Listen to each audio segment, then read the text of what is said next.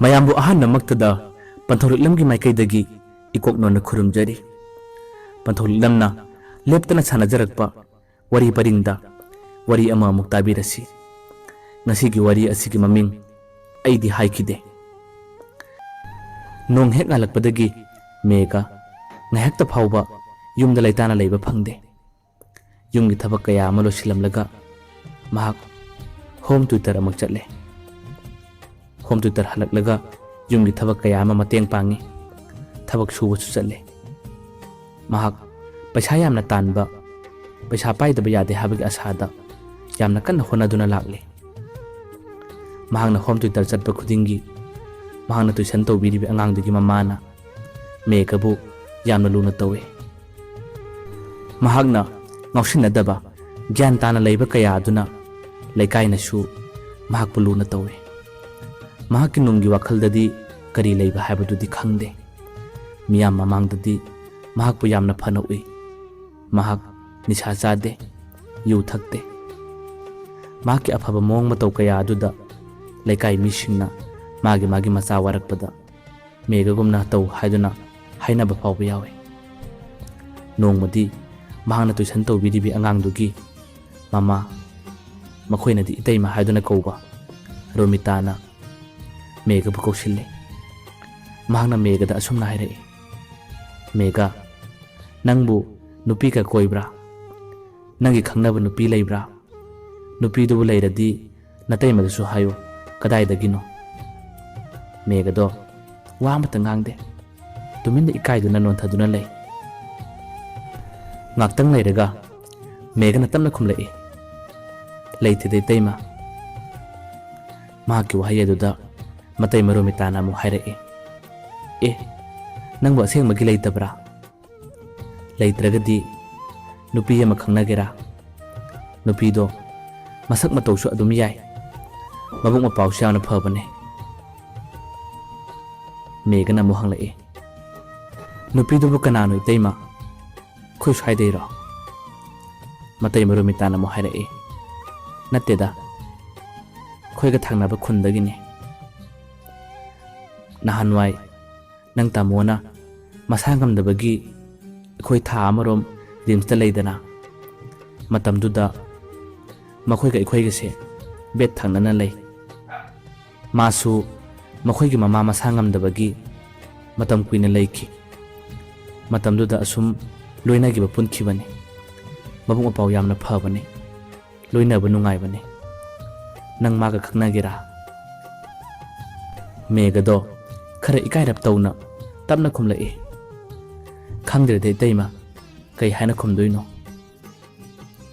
matai maromitana mo hairai phone number pirakke wari sano chumna sumti nauda wari sanaraga kona nongo masak khangnaraga nangi apam pamda haibado nangna sum lepcharo nakhoi ani chumna sum loinaraga wari sanaba yamna nungaibane mangondasu ai pau haikige nangonda number pikre haiduna megasu hoi haiduna mobile number adu lawre megana tuition loiraga yumna chatkraba matungda matai maromitado mahakna nupiduda phone amak tawe nupiduna phone hek paikhalakpaga romitana asumna hai roji nangi number do nahan laina haiba khoigi naw nupaduda pikhrabane nang maga wari phajana sanau ko nongo masak khangnaraga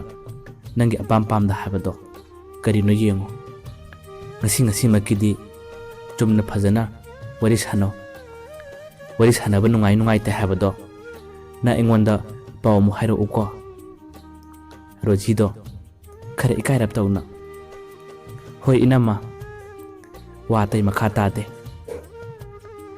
mana maromitana mu hangi nangbu kaidawrige rojina hairai kaisum tawde da inama thaba khara tawrambane adu inama mabu nupi atopadi koibra romitana mu hairai koidaba male ngasi aina maga wari sanabada nangi khangnaba nupi leibra hangbane nupi amata leidaba male magi mataudusu nupi koibagi mi mandeda matau asumna wari kaya amsu sanai mathangi numittagi Megana Rojida message thaba hawi Roji su Megana tharakko message ado pakhum halle makhoi ani nungti numit khudingi message kaya yamna chamna tapna thanarakli marak marakta call su tawnai thaba hangwa matamda wari kaya tattana sum sanrakli Roji su yumna thabak yamna chinjai mahak matam ayambada yumgi thaba ingkhang loirba matungda phi saduna lei Mega su adu mangai mahakti thabak suba chu chatle aduga angang singa tuition chu muk chatlibani makhoi anina wari sanari ba haibabu thaba hangwa matamdani nungti numit khudingi wari adum sanarakpana makhoi ani karigumba ihul kharadi tapna phaunari phongdoknade nongmadi Rojina asumna hairake mana maromita khoida ma nongma koithorakani numituda leibiramu sakhangna si hairake megado haduna yaki laibak thibadi Rojina lakpa numil ado megana thabak suba chatkibana mahak Rojiga thengna haude megasu numitto Roji unani haiduna thabak suba chatloi tawjarambani Mana thabak suriba yumbu aduna migi order lae hojik ngahakta laktaba yade habadagi mahak numitto chatkibani Mana thabak sufamda leirabasu mahak Rojiga unaninki yamna khoirangki matai maromitana phone tawrakhi nang thabak loirabadi ngahakta lao Roji do ekhoida leiba kuire haiduna pau hairakpado mega amuk hena langtaknaki mahak yamna thuna thabak losillaga para hatu chelakhi mahakna hek chelakpagadi Roji do mana maromitana thonganda thindokpagi thokre thongalda mega makhoi punnadi thengnai wari di sanakhidre khajiktang uhobane Rojina gari tonlaga chatkraba matungda matai maromitaga megaga wari kya sanai megana asumna hairaki taima ai khara thengdokre Roji do shaugibra matai maromitana hairake shaudeda phajana aina budi haikibane masu thabak chaloi tawrambane makhoigi yumbuna korakpadagi namduna chatkibani haiduna nangbu mahno ji gari tolamdai gido kharadi uhoba natra megana hairae masak pudi uhore matai maromitana hai masakti phajabane mabuk syamna phabane yamsu ingtapane nangi wakhalda mangaire nangbu kari khalige megado nokphet tawe konai hairage dei taima waisha hairam laga megado nokphet tawraga chenki mathangi numit amada megaga Rojiga wari sanaba matamda megana asumna hai hayengdi ai nakhoiromda lake nanga phajana sakhangna budu pame Rojina hai lao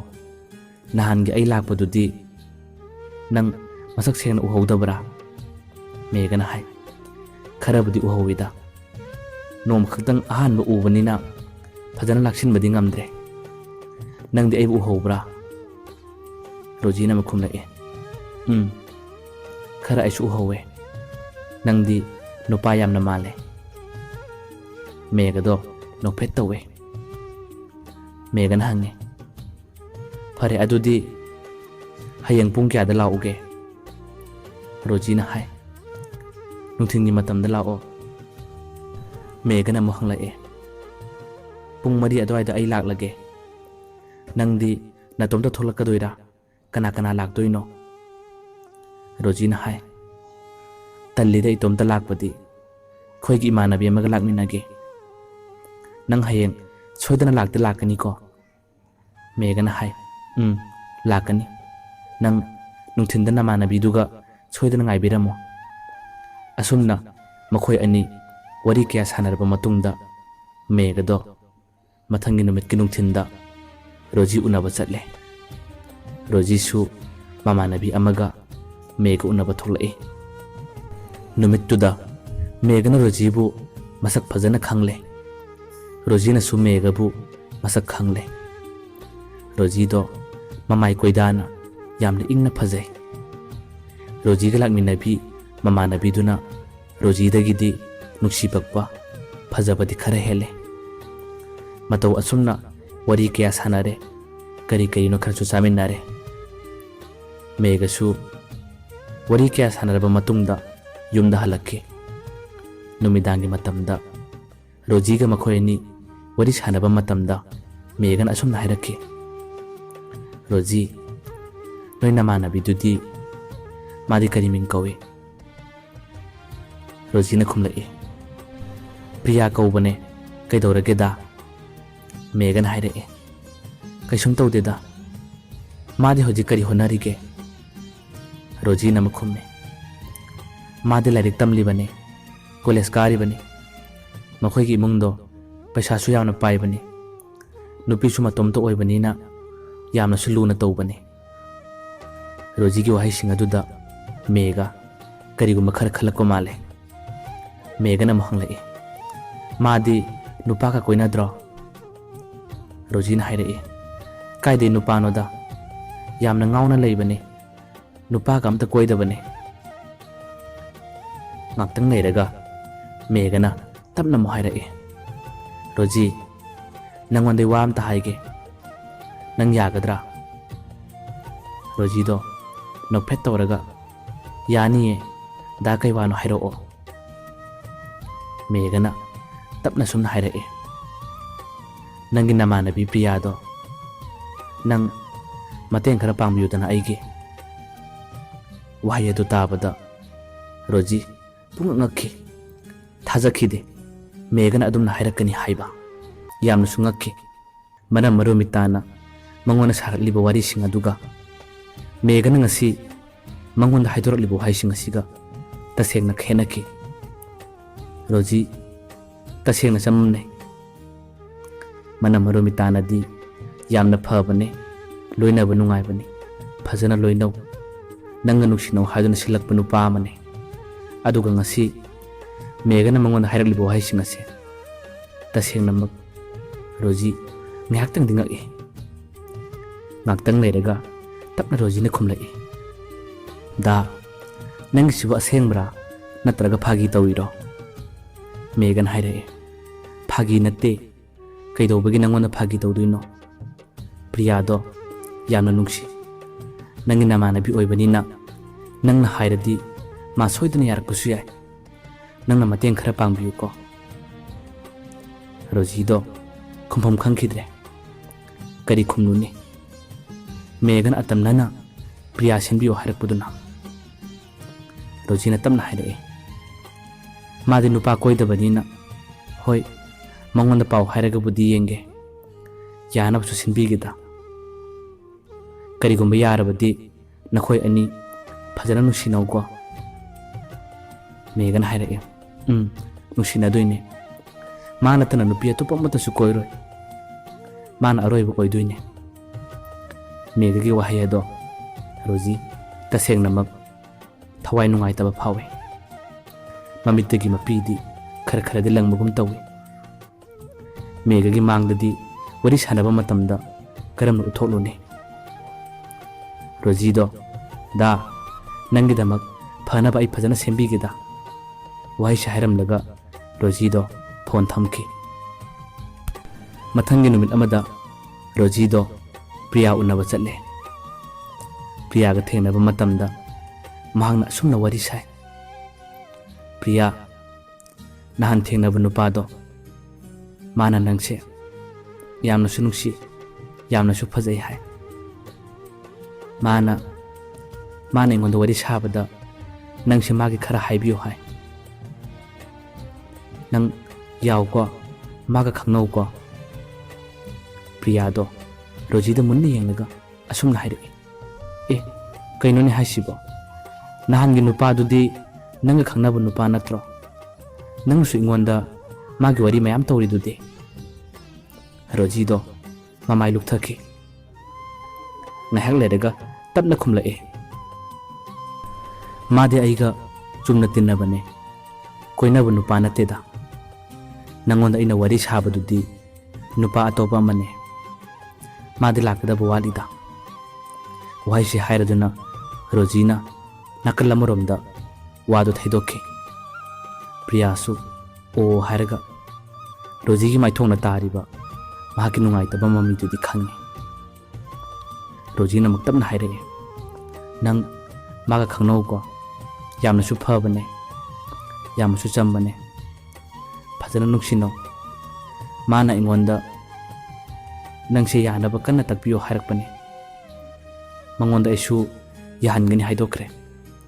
ꯅꯪꯅ ꯀꯔꯤꯒꯨꯝꯕ ꯌꯥꯗ꯭ꯔꯕꯗꯤ ꯃꯥꯒꯤ ꯃꯃꯥꯡꯗ ꯑꯩ ꯁꯣꯏꯗꯅ ꯏꯀꯥꯏꯔꯅꯤ. ꯅꯪ ꯌꯥꯎꯀꯣ. ꯄ꯭ꯔꯤꯌꯥꯗꯣ ꯋꯥ ꯑꯃꯇ ꯉꯥꯡꯗꯦ.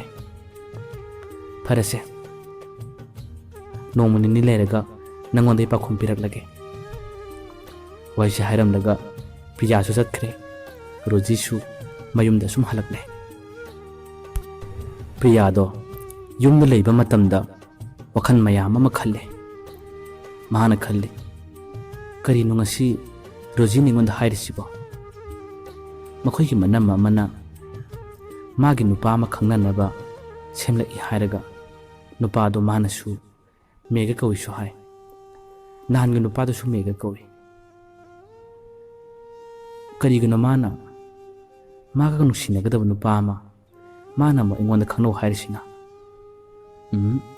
ꯃꯁꯦ ꯃꯅꯨꯡꯗ ꯋꯥꯔꯤ ꯑꯃ ꯁꯣꯏꯗꯅ ꯂꯩꯔꯝꯒꯅꯤ. ꯃꯁꯤ ꯑꯩ ꯈꯪꯗꯣꯛꯇꯕ ꯌꯥꯗꯦ. ꯃꯇꯧ ꯑꯁꯨꯝꯅ ꯄ꯭ꯔꯤꯌꯥꯅ ꯊꯧꯔꯥꯡ ꯀꯌꯥ ꯌꯥꯠꯄ ꯍꯧꯔꯛꯏ.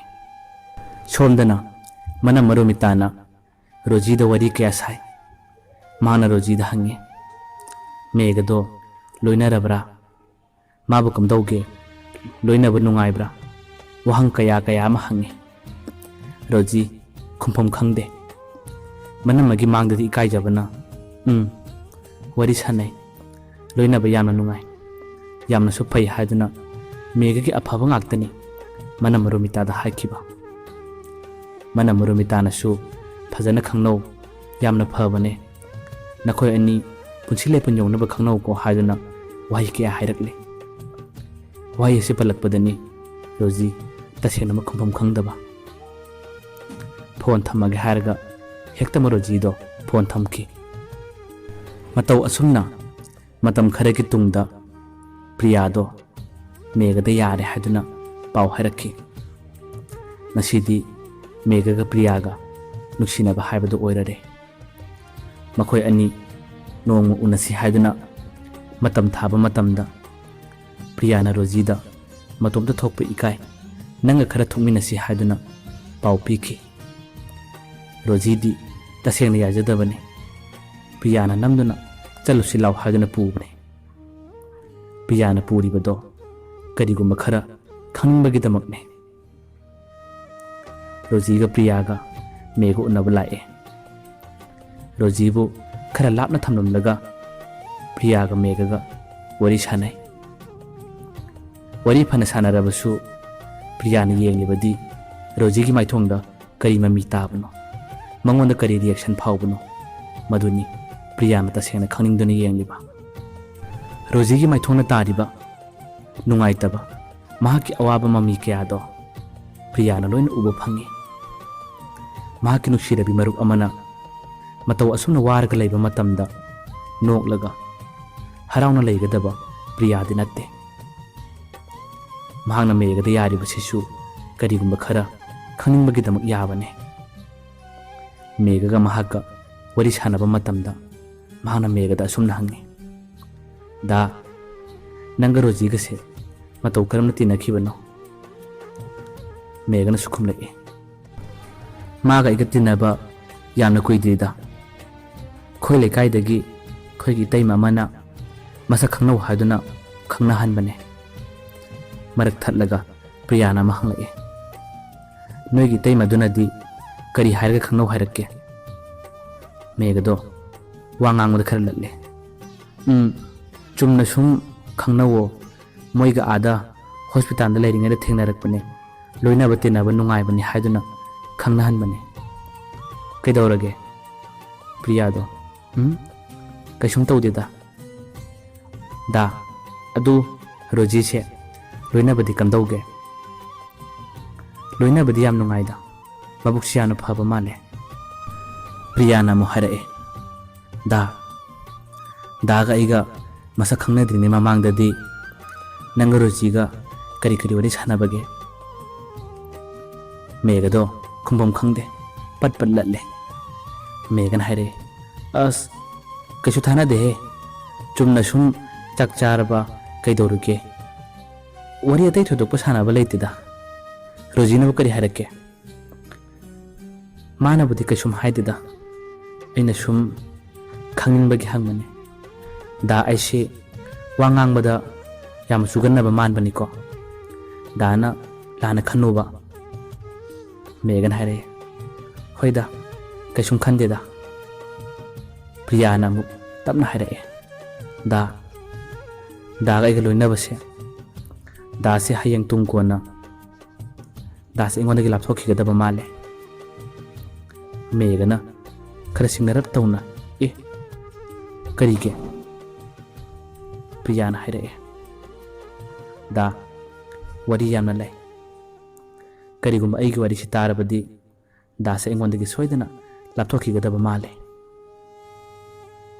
mega do khoirang mane henduna kari wari no yam khangninge kaisum tawroi nangonda ga ai kaisum lapthok loi nang natana nupi amata so ai koiroi haduna priya da hai priya na haire nongma ai lige wari sinang kanada su takthok kanu kuda numitugi matung mega ga priya ga wari sanaba khuding mega na tattana hange kariwano hayu phone da wari sanaba matam da su kariwano hayu haduna asung ngange priya na sungai haidokte nomag numit abadadi makhoi ani wari sanaba matam da priya na asumna hai da nang na yadrabanina ngasidi ai nangonda haidoklage da nang wari sitaraga lana di khanuko aigidi mama su papa su kanamta leitre laiba yamna thibi ni aishi megana haire kaino ni haisibo rojina haibadadi nakhoi ichinauda nupina tomtani haida priya na haire man hajiline nupi budi itomtane makhoina aibu yokpane makhoigi machanupa ani dudi yamna luna tawe makhoina aibudi luna khak tawbide kariguma matang dasu makhoina aibu thina phui da nakhoida aina kariguma leiradi nangaibu luna tawbi kadra megado aktang leiraga tapna khumlae tawnida karigi luna tawrodagi nangbo priya na hairae da makhoida ina leirise minaigumna leibane dana iba nuksirabadi tha ahumari leiraga daga iga chelasiko wahai aduda megado khara pakhanna naikho he chenbadi matam jam walida nang adum leikho yani matam khara leiraga nangonda I paw harakeba fare nang puthajaro phone thamagi ko wai shaharam laga megado yamna thuna phone thamkhra matungda megado wakhan mon khalai kaino malang si haisibo asibo tasena chumlabra rojina haibadana wariyama makhoi sibu tasena lotliba jala priya masana haibasidi chumlangadaba male karino ina tawgadaba numitugi matung mahak priya da wari sananingba phone to ningba kya phaukhidre megana pamlambadi priya matomta poi chen jamna pai mama mapa su khud bari lingi habududa pamlambane priya na ayokpi ni harakpadudani mahak bityakhiba mahak ngasidi priya ga wari sananinglaktre phone to ninglaktre priya na phone to labasu ꯊꯕꯛ ꯆꯤꯜꯂꯤ ꯍꯥꯏꯗꯨꯅ phone ꯄꯥꯏꯗꯕ, phone switch of ꯊꯝꯕ ꯇꯠꯇꯅ ꯍꯧꯔꯛꯈꯤ꯫ ꯃꯇꯥꯡ ꯑꯁꯤꯗ ꯄ꯭ꯔꯤꯌꯥꯅ ꯃꯦꯘ ꯀꯅꯥꯅꯣ ꯍꯥꯏꯕꯁꯦ ꯇꯞꯅ ꯇꯞꯅ ꯐꯥꯕ ꯐꯪꯂꯛꯈꯤ꯫ ꯃꯦꯘ ꯄ꯭ꯔꯤꯌꯥꯗꯒꯤ ꯃꯃꯥꯏ ꯈꯔ ꯈꯔ ꯂꯩꯊꯣꯛꯄ ꯍꯧꯔꯛꯈꯤ꯫ ꯃꯍꯥꯛꯅ ꯈꯜꯂꯝꯕꯗꯤ ꯄ꯭ꯔꯤꯌꯥ ꯃꯇꯣꯝꯇ ꯄꯣꯛꯄꯅꯤ, ꯃꯁꯤꯅ ꯃꯔꯝ ꯑꯣꯏꯔꯒ ꯂꯣꯏꯅꯕ ꯅꯨꯡꯉꯥꯏꯒꯅꯤ, ꯃꯍꯥꯛꯀꯤ ꯍꯌꯦꯡꯒꯤ ꯇꯨꯡꯒꯤ ꯄꯨꯟꯁꯤꯗꯁꯨ ꯍꯦꯟꯅ ꯀꯥꯟꯅꯒꯅꯤ ꯈꯟꯗꯨꯅ ꯃꯍꯥꯛꯅ ꯄ꯭ꯔꯤꯌꯥꯕꯨ ꯅꯨꯡꯁꯤꯈꯤꯕꯅꯤ꯫ ꯄ꯭ꯔꯤꯌꯥꯒꯤ ꯊꯃꯣꯏ, ꯄ꯭ꯔꯤꯌꯥꯒꯤ ꯃꯁꯛꯇ ꯃꯍꯥꯛꯅ ꯊꯣꯏꯗꯣꯛꯅ ꯍꯦꯟꯅ ꯅꯨꯡꯁꯤꯕ ꯐꯥꯎꯈꯤꯕꯗꯤ ꯅꯠꯇꯦ꯫ ꯄ꯭ꯔꯤꯌꯥꯅ ꯃꯉꯣꯟꯗ ꯐꯣꯟ ꯀꯌꯥ ꯇꯧꯔꯕꯁꯨ ꯃꯦꯘꯗꯣ ꯇꯞꯅ ꯇꯞꯅ ꯃꯃꯥꯏ ꯂꯩꯊꯣꯛꯄ ꯍꯧꯔꯛꯈꯤ꯫ ꯐꯣꯟ ꯄꯥꯏꯅꯤꯡꯕꯒꯨꯝ ꯄꯥꯏꯅꯤꯡꯗꯕꯒꯨꯝ, ꯐꯣꯟ ꯄꯥꯏꯔꯕꯁꯨ ꯊꯕꯛ ꯆꯤꯜꯂꯤ, ꯀꯣꯟꯅ ꯋꯥꯔꯤ ꯁꯥꯟꯅꯁꯤ ꯍꯦꯛꯇꯃꯛ ꯍꯥꯏ꯫ ꯃꯦꯘꯅ ꯇꯧꯔꯤꯕ ꯃꯑꯣꯡ ꯃꯇꯧ ꯀꯌꯥ ꯑꯁꯤꯗꯅꯤ ꯄ꯭ꯔꯤꯌꯥꯅ ꯃꯦꯘ ꯀꯔꯝꯕ ꯃꯤꯅꯣ ꯍꯥꯏꯕꯁꯦ ꯐꯖꯅ ꯈꯪꯈꯤꯕ꯫ ꯇꯁꯦꯡꯅꯃꯛ ꯄ꯭ꯔꯤꯌꯥ ꯌꯥꯝꯅ ꯂꯧꯁꯤꯡ ꯂꯩꯕ ꯅꯨꯄꯤꯅꯤ꯫ ꯃꯍꯥꯛꯀꯤ ꯃꯃꯥꯟꯅꯕꯤ ꯔꯣꯖꯤꯅ ꯃꯉꯣꯟꯗ ꯃꯦꯘꯒ ꯈꯪꯅꯧ ꯍꯥꯏꯗꯨꯅ ꯄꯥꯎ ꯄꯤꯔꯛꯄ ꯇꯥꯔꯕꯁꯨ ꯔꯣꯖꯤꯒꯤ ꯃꯥꯏꯊꯣꯡꯅ ꯇꯥꯔꯤꯕ ꯃꯃꯤ ꯄ꯭ꯔꯤꯌꯥ ꯂꯣꯏꯅ ꯈꯪꯉꯤ꯫ ꯃꯃꯥꯟꯅꯕꯤ ꯑꯃꯅ ꯅꯤꯄꯥ ꯁꯦꯝꯂꯛꯂꯕꯁꯨ ꯅꯨꯄꯥꯗꯨꯒꯤ ꯊꯃꯣꯏ ꯀꯔꯤꯅꯣ, ꯃꯍꯥꯛꯅ ꯑꯩꯉꯣꯟꯗ ꯅꯨꯡꯁꯤꯔꯤꯕꯁꯦ ꯀꯔꯝꯕ ꯃꯑꯣꯡꯅꯣ ꯌꯥꯝꯅ ꯀꯨꯞꯅ ꯌꯦꯡꯁꯤꯟꯕ ꯍꯩꯕ ꯅꯨꯄꯤꯅꯤ꯫ ꯔꯣꯖꯤꯅ ꯃꯉꯣꯟꯗ ꯄꯥꯎ ꯍꯥꯏꯔꯛꯄ ꯃꯇꯝꯗꯁꯨ ꯔꯣꯖꯤꯒꯤ ꯃꯥꯏꯊꯣꯡꯅ ꯇꯥꯈꯤꯕ ꯅꯨꯡꯉꯥꯏꯇꯕꯒꯤ ꯃꯃꯤ ꯄ꯭ꯔꯤꯌꯥ ꯂꯣꯏꯅ ꯈꯪꯉꯤ꯫ ꯔꯣꯖꯤꯅ ꯃꯉꯣꯟꯗ ꯃꯇꯝ ꯑꯃꯗ ꯋꯥꯔꯤ ꯂꯤꯕꯗꯁꯨ ꯃꯍꯥꯛꯀ ꯃꯦꯘꯒ ꯈꯪꯅꯕ, ꯂꯣꯏꯅꯕꯒꯤ ꯃꯑꯣꯡꯗ ꯋꯥꯔꯤ ꯀꯌꯥ ꯇꯝꯈꯤꯕꯅꯤ꯫ ꯄꯨꯝꯅꯃꯛꯁꯤꯡ ꯑꯁꯤ ꯂꯩꯕꯅ ꯄ꯭ꯔꯤꯌꯥꯅ ꯃꯦꯘꯕꯨ ꯆꯥꯡ ꯌꯦꯡꯕꯅꯤ꯫ ꯅꯣꯡꯃ ꯄ꯭ꯔꯤꯌꯥꯗꯣ ꯔꯣꯖꯤ ꯍꯣꯏꯗ ꯂꯥꯛꯑꯦ꯫ ꯃꯍꯥꯛꯅ ꯔꯣꯖꯤꯗ ꯑꯁꯨꯝꯅ ꯍꯥꯏꯔꯛꯑꯦ, ꯏꯇꯥ, ꯑꯩ ꯃꯔꯨꯞ ꯃꯁꯛ ꯈꯪꯗꯕ ꯃꯤ ꯅꯠꯇꯦ꯫ ꯃꯔꯨꯞ ꯑꯃꯒꯤ ꯋꯥꯈꯜꯗ ꯀꯔꯤ ꯈꯜꯂꯤ, ꯃꯍꯥꯛꯀꯤ ꯃꯥꯏꯊꯣꯡꯗ ꯀꯔꯤ ꯃꯃꯤ ꯇꯥꯏ, ꯂꯣꯏꯅ ꯈꯪꯕ ꯉꯝꯃꯤ꯫ ꯀꯔꯤꯒꯨꯝꯕ ꯅꯪꯉꯣꯟꯗ ꯗꯥ ꯃꯦꯘꯅ ꯐꯣꯟ ꯇꯧꯔꯛꯂꯕꯗꯤ ꯅꯪ ꯋꯥꯔꯤ ꯑꯃꯇ ꯇꯥꯛꯊꯣꯛꯀꯅꯨꯀꯣ ꯑꯩꯒꯤ꯫ ꯗꯥ ꯃꯦꯘꯅ ꯅꯪꯉꯣꯟꯗ ꯋꯥꯍꯪ ꯈꯔ ꯍꯪꯂꯛꯀꯅꯤ, ꯅꯪ ꯍꯣꯏ ꯆꯨꯝꯃꯤ ꯍꯥꯏꯅ ꯈꯨꯝꯉꯨꯀꯣ꯫ ꯔꯣꯖꯤꯗꯣ ꯏꯉꯛ ꯉꯛꯅ ꯀꯔꯤꯒꯤꯅꯣ ꯑꯗꯨꯗꯤ? ꯄ꯭ꯔꯤꯌꯥꯅ ꯍꯥꯏ, ꯊꯕꯛ ꯈꯔ ꯂꯩ, ꯃꯍꯥꯛꯀꯤ ꯃꯊꯛꯇ ꯌꯦꯡꯒꯗꯕ ꯆꯥꯡꯌꯦꯡ ꯀꯌꯥ ꯑꯃ ꯂꯩꯔꯤ꯫ ꯃꯥꯅ ꯑꯩꯕꯨ ꯅꯨꯡꯁꯤꯔꯤꯕꯁꯦ ꯊꯃꯣꯏ ꯁꯦꯡꯅ ꯅꯨꯡꯁꯤꯕ ꯅꯠꯇꯦ, ꯃꯍꯥꯛꯅ ꯑꯩꯒꯤ ꯏꯔꯟꯕꯨ ꯄꯥꯝꯕꯒꯤ ꯅꯨꯡꯁꯤꯕꯅꯤ꯫ ꯃꯥꯒꯤ ꯃꯊꯛꯇ ꯂꯤꯂꯥ ꯈꯔ ꯇꯧꯒꯗꯕ ꯂꯩ꯫ ꯅꯪ ꯀꯔꯤꯒꯨꯝꯕ ꯃꯍꯥꯛꯅ ꯐꯣꯟ ꯇꯧꯔꯛꯂꯕꯗꯤ ꯅꯪ ꯑꯩꯅ ꯍꯥꯏꯔꯤꯕꯗꯣ ꯅꯪ ꯑꯃꯨꯛꯇ ꯃꯇꯦꯡ ꯄꯥꯡꯕꯤꯌꯨꯀꯣ꯫ ꯔꯣꯖꯤꯗꯣ ꯈꯨꯝꯐꯝ ꯈꯪꯗꯦ, ꯍꯣꯏ ꯅꯪꯒꯤ ꯃꯇꯦꯡ ꯄꯥꯡꯕꯤꯒꯦ ꯍꯥꯏꯔꯝꯃꯤ꯫ ꯍꯥꯏꯕꯒ ꯇꯧꯕꯒ ꯃꯦꯘ ꯃꯊꯪꯒꯤ ꯅꯨꯃꯤꯠ ꯑꯃꯗ ꯔꯣꯖꯤꯗ ꯐꯣꯟ ꯇꯧꯔꯛꯑꯦ꯫ ꯔꯣꯖꯤꯁꯨ ꯐꯣꯟꯗꯣ ꯄꯥꯏꯈꯠꯂꯦ꯫ ꯔꯣꯖꯤꯅ ꯐꯣꯟ ꯍꯦꯛ ꯄꯥꯏꯈꯠꯄꯒ ꯃꯍꯥꯛꯅ ꯑꯁꯨꯝꯅ ꯍꯪꯉꯦ, ꯔꯣꯖꯤ, ꯅꯪꯒꯤ ꯅꯃꯥꯟꯅꯕꯤ ꯄ꯭ꯔꯤꯌꯥꯗꯣ ꯃꯥꯁꯦ ꯑꯌꯣꯛꯄꯤꯅꯤ ꯍꯥꯏꯁꯦ ꯆꯨꯝꯕ꯭ꯔꯥ? ꯔꯣꯖꯤꯗꯣ ꯈꯪꯂꯦ ꯄ꯭ꯔꯤꯌꯥꯅ ꯃꯉꯣꯟꯗ ꯀꯔꯤꯒꯨꯝꯕ ꯈꯔ ꯆꯥꯡ ꯌꯦꯡꯂꯛꯑꯦ ꯍꯥꯏꯕꯗꯣ꯫ ꯔꯣꯖꯤꯁꯨ ꯇꯞꯅ ꯈꯨꯝꯃꯦ, ꯀꯩꯗꯧꯔꯒꯦ ꯑꯗꯣ? ꯃꯦꯘꯅ ꯑꯃꯨꯛ ꯍꯥꯏ, ꯀꯩꯁꯨꯝ ꯇꯧꯗꯦꯗ, ꯆꯨꯝꯅ ꯁꯨꯝ ꯈꯪꯅꯤꯡꯗꯨꯅ ꯍꯪꯕꯅꯦ꯫ ꯔꯣꯖꯤꯅ ꯑꯃꯨꯛ ꯍꯪꯉꯦ, ꯃꯥꯒ ꯂꯣꯏꯅꯕ ꯅꯨꯡꯉꯥꯏꯕ꯭ꯔꯥ? ꯅꯕꯥꯅꯤ ꯄꯨꯟꯁꯤ ꯂꯩꯄꯨꯟ ꯌꯧꯅꯕ ꯐꯖꯅ ꯈꯪꯅꯧꯀꯣ ꯍꯥꯏꯗꯨꯅ ꯔꯣꯖꯤꯅ ꯍꯥꯏꯔꯛꯑꯦ꯫ ꯃꯦꯘꯗꯣ ꯈꯖꯤꯛꯇꯪ ꯊꯩꯗꯣꯛꯂꯒ, ꯀꯥꯏꯗꯅꯣꯍꯦ, ꯆꯨꯝꯅ ꯁꯨꯝ ꯂꯣꯏꯅꯕꯅꯤ, ꯈꯪꯅꯕꯅꯤ, ꯃꯥꯒ ꯑꯩꯒꯗꯤ ꯄꯨꯟꯁꯤꯒꯤ ꯑꯣꯏꯕꯗꯤ ꯌꯥꯔꯣꯏꯗ꯫ ꯐꯔꯦ ꯁꯤꯅꯦ, ꯃꯥꯒꯤ ꯋꯥꯔꯤꯁꯦ ꯇꯣꯛꯂꯁꯤ꯫ ꯅꯪꯉꯣꯟꯗ ꯑꯩ ꯋꯥ ꯑꯃꯗꯤ ꯍꯥꯏꯒꯗꯕ ꯂꯩꯕꯅꯦ, ꯀꯣꯟꯅ ꯍꯥꯏꯔꯒꯦ, ꯊꯝꯃꯒꯦ꯫ ꯔꯣꯖꯤꯅ ꯍꯥꯏ, ꯀꯔꯤ ꯋꯥꯅꯣ? ꯀꯣꯟꯅ ꯍꯥꯏꯒꯅꯨ, ꯅꯪꯅ ꯍꯥꯏꯕ ꯌꯥꯔꯗꯤ ꯍꯧꯖꯤꯛ ꯍꯥꯏꯔꯝꯃꯣ꯫ ꯃꯦꯘꯅ ꯍꯥꯏꯔꯛꯑꯦ, ꯌꯥꯗ꯭ꯔꯤꯗ, ꯀꯣꯟꯅ ꯍꯥꯏꯔꯒꯦ꯫ ꯐꯣꯟ ꯊꯝꯃꯦ꯫ ꯃꯦꯘꯗꯣ ꯇꯥꯠ ꯇꯧꯁꯤꯟꯅꯔꯒ ꯔꯣꯖꯤꯗ ꯑꯃꯨꯛ ꯃꯃꯥꯏ ꯂꯩꯁꯤꯜꯂꯛꯀꯗꯕꯒꯤ ꯇꯧꯏ꯫ ꯃꯦꯘꯁꯦ ꯇꯁꯦꯡꯅꯃꯛ ꯋꯥꯈꯜ ꯂꯦꯞꯄꯗꯤ ꯅꯠꯇꯦ, ꯃꯍꯥꯛ ꯑꯑꯣꯟ ꯑꯑꯣꯟ ꯆꯥꯕꯒꯨꯝ ꯇꯧꯏ꯫ ꯄ꯭ꯔꯤꯌꯥꯗꯒꯤ ꯂꯥꯞꯊꯣꯛꯂꯕ ꯃꯇꯨꯡꯗ ꯔꯣꯖꯤꯗ ꯑꯃꯨꯛ ꯅꯛꯁꯤꯟꯅꯕꯁꯨ ꯍꯣꯠꯅꯔꯛꯏ꯫ ꯔꯣꯖꯤ ꯂꯣꯏꯔꯒ ꯀꯅꯥꯗ ꯑꯃꯨꯛ ꯅꯛꯁꯤꯟꯒꯗꯧꯔꯤꯕ?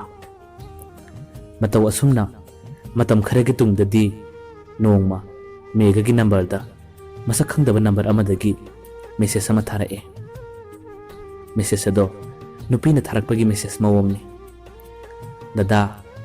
ꯗꯗꯥꯁꯤ ꯎꯈꯤꯕꯒꯨꯝ ꯇꯧꯔꯦ, ꯗꯗꯥꯒ ꯑꯩꯒ ꯅꯣꯡꯃꯇ ꯊꯦꯡꯅꯕ ꯌꯥꯒꯗ꯭ꯔꯥ ꯍꯥꯏꯗꯨꯅ ꯃꯦꯁꯦꯖ ꯑꯃꯈꯛ ꯊꯥꯔꯛꯑꯦ꯫ ꯃꯦꯘꯅ ꯃꯦꯁꯦꯖ ꯑꯗꯨ ꯄꯥꯔꯕ ꯃꯇꯨꯡꯗ ꯄꯥꯎꯈꯨꯝ ꯍꯜꯂꯦ, ꯀꯅꯥꯅꯣ ꯅꯪꯕꯨ? ꯅꯪꯕꯨꯗꯤ ꯑꯩꯅ ꯃꯁꯛ ꯈꯪꯗꯦ꯫ ꯅꯝꯕꯔ ꯑꯗꯨꯅ ꯑꯃꯨꯛ ꯄꯥꯎꯈꯨꯝ ꯍꯜꯂꯛꯑꯦ, ꯗꯗꯥꯅ ꯑꯩꯕꯨ ꯈꯪꯗ꯭ꯔꯕꯁꯨ ꯗꯗꯥꯕꯨꯗꯤ ꯑꯩꯅ ꯐꯖꯅ ꯈꯪꯉꯤꯗ꯫ ꯗꯗꯥꯒꯤ ꯒ꯭ꯌꯥꯟ ꯇꯥꯕ, ꯗꯗꯥꯒꯤ ꯍꯣꯠꯅꯕ ꯀꯟꯕ ꯌꯥꯝꯅ ꯀꯜꯂꯛꯆꯩ ꯑꯩꯗꯤ꯫ ꯗꯗꯥꯒ ꯑꯩꯒ ꯅꯨꯡꯇꯤ ꯅꯨꯃꯤꯠ ꯈꯨꯗꯤꯡꯒꯤ ꯃꯦꯁꯦꯖ ꯊꯥꯅꯕ, ꯋꯥꯔꯤ ꯁꯥꯟꯅꯕ ꯌꯥꯒꯗ꯭ꯔꯥ ꯍꯥꯏꯗꯨꯅ ꯃꯦꯁꯦꯖ ꯑꯃꯈꯛ ꯊꯥꯔꯛꯑꯦ꯫ ꯃꯦꯘꯗꯣ ꯅꯣꯛꯐꯦꯠ ꯇꯧꯏ, ꯌꯥꯅꯤꯌꯦ, ꯅꯪꯕꯨ ꯀꯗꯥꯏꯗꯒꯤꯅꯣ? ꯂꯝ ꯍꯥꯏꯔꯛꯑꯣ, ꯅꯪꯒꯤ ꯂꯝꯁꯨ ꯑꯩꯅ ꯈꯪꯗꯦ꯫ ꯅꯝꯕꯔ ꯑꯗꯨꯅ ꯄꯥꯎꯈꯨꯝ ꯑꯃꯛꯀ ꯍꯜꯂꯛꯑꯦ, ꯗꯗꯥꯈꯣꯏꯒ ꯌꯥꯝꯅ ꯂꯥꯞꯅꯕ ꯈꯨꯟ ꯅꯠꯇꯦꯗ, ꯗꯗꯥꯒꯤ ꯃꯔꯝꯗ ꯂꯣꯏꯅ ꯑꯩꯅ ꯈꯪꯉꯤ, ꯁꯛ ꯇꯥꯛꯄ ꯏꯀꯥꯏꯖꯕꯒꯤꯅꯤꯗ꯫ ꯃꯦꯘꯗꯣ ꯅꯝꯕꯔ ꯃꯁꯛ ꯈꯪꯗ꯭ꯔꯕꯁꯨ ꯅꯨꯄꯤ ꯑꯃꯅ ꯃꯇꯧ ꯑꯗꯨꯝꯅ ꯈꯥꯏꯔꯛꯄꯗꯣ ꯃꯍꯥꯛ ꯌꯥꯝꯅ ꯍꯔꯥꯎꯖꯈꯤ꯫ ꯃꯍꯥꯛ ꯈꯨꯗꯛꯇ ꯐꯣꯟ ꯇꯧꯁꯤꯜꯂꯦ꯫ ꯐꯣꯟ ꯑꯗꯨꯁꯨ ꯐꯖꯈ꯭ꯔꯕ ꯅꯨꯄꯤ ꯑꯃꯒꯤ ꯈꯣꯟꯖꯦꯜꯗ ꯄꯥꯏꯈꯠꯂꯛꯑꯦ꯫ ꯃꯦꯘꯅ ꯅꯪꯗꯤ ꯑꯩꯕꯨ ꯀꯔꯝ ꯀꯥꯟꯗ ꯎꯔꯤꯕ ꯍꯥꯏꯗꯨꯅ ꯍꯪꯉꯤ꯫ ꯅꯨꯄꯤꯗꯨꯅ ꯍꯥꯏꯔꯛꯑꯦ, ꯗꯗꯥꯕꯨꯗꯤ ꯑꯩꯅ ꯌꯥꯝꯅ ꯇꯣꯏꯅ ꯎꯏꯗ, ꯗꯗꯥꯅ ꯆꯠꯄ ꯈꯣꯡꯊꯥꯡ ꯈꯨꯗꯤꯡ ꯌꯥꯝꯅ ꯂꯥꯞꯅ ꯁꯦꯟꯅꯖꯩ ꯑꯩꯗꯤ꯫ ꯃꯦꯘꯗꯣ ꯈꯔ ꯍꯔꯥꯎꯕꯒꯨꯝ ꯇꯧꯏ꯫ ꯃꯦꯘꯅ ꯍꯪꯉꯤ, ꯅꯈꯣꯏ ꯏꯆꯤꯟ ꯏꯅꯥꯎꯗꯤ ꯀꯌꯥꯅꯣ? ꯅꯨꯄꯤꯗꯨꯅ ꯍꯥꯏ, ꯗꯗꯥ, ꯅꯨꯄꯥ ꯌꯥꯎꯗꯦ ꯑꯩꯈꯣꯏꯒꯤꯗꯤ, ꯅꯨꯄꯤ ꯉꯥꯛꯇ ꯑꯅꯤꯅꯤ꯫ ꯃꯦꯘꯅ ꯑꯣ꯫ ꯅꯨꯄꯤꯗꯨꯅ ꯑꯃ ꯍꯥꯏꯔꯛꯑꯦ, ꯗꯗꯥ, ꯉꯥꯛꯇꯪ ꯂꯩꯔꯒ ꯀꯣꯜ ꯇꯧꯔꯛꯀꯦ, ꯁꯣꯝꯗ ꯑꯩ ꯊꯕꯛ ꯑꯃꯇ ꯇꯧꯈꯤꯒꯦꯀꯣ꯫ ꯃꯦꯘꯅ ꯍꯪꯉꯤ, ꯑꯦ, ꯀꯔꯤ ꯊꯕꯛꯅꯣ?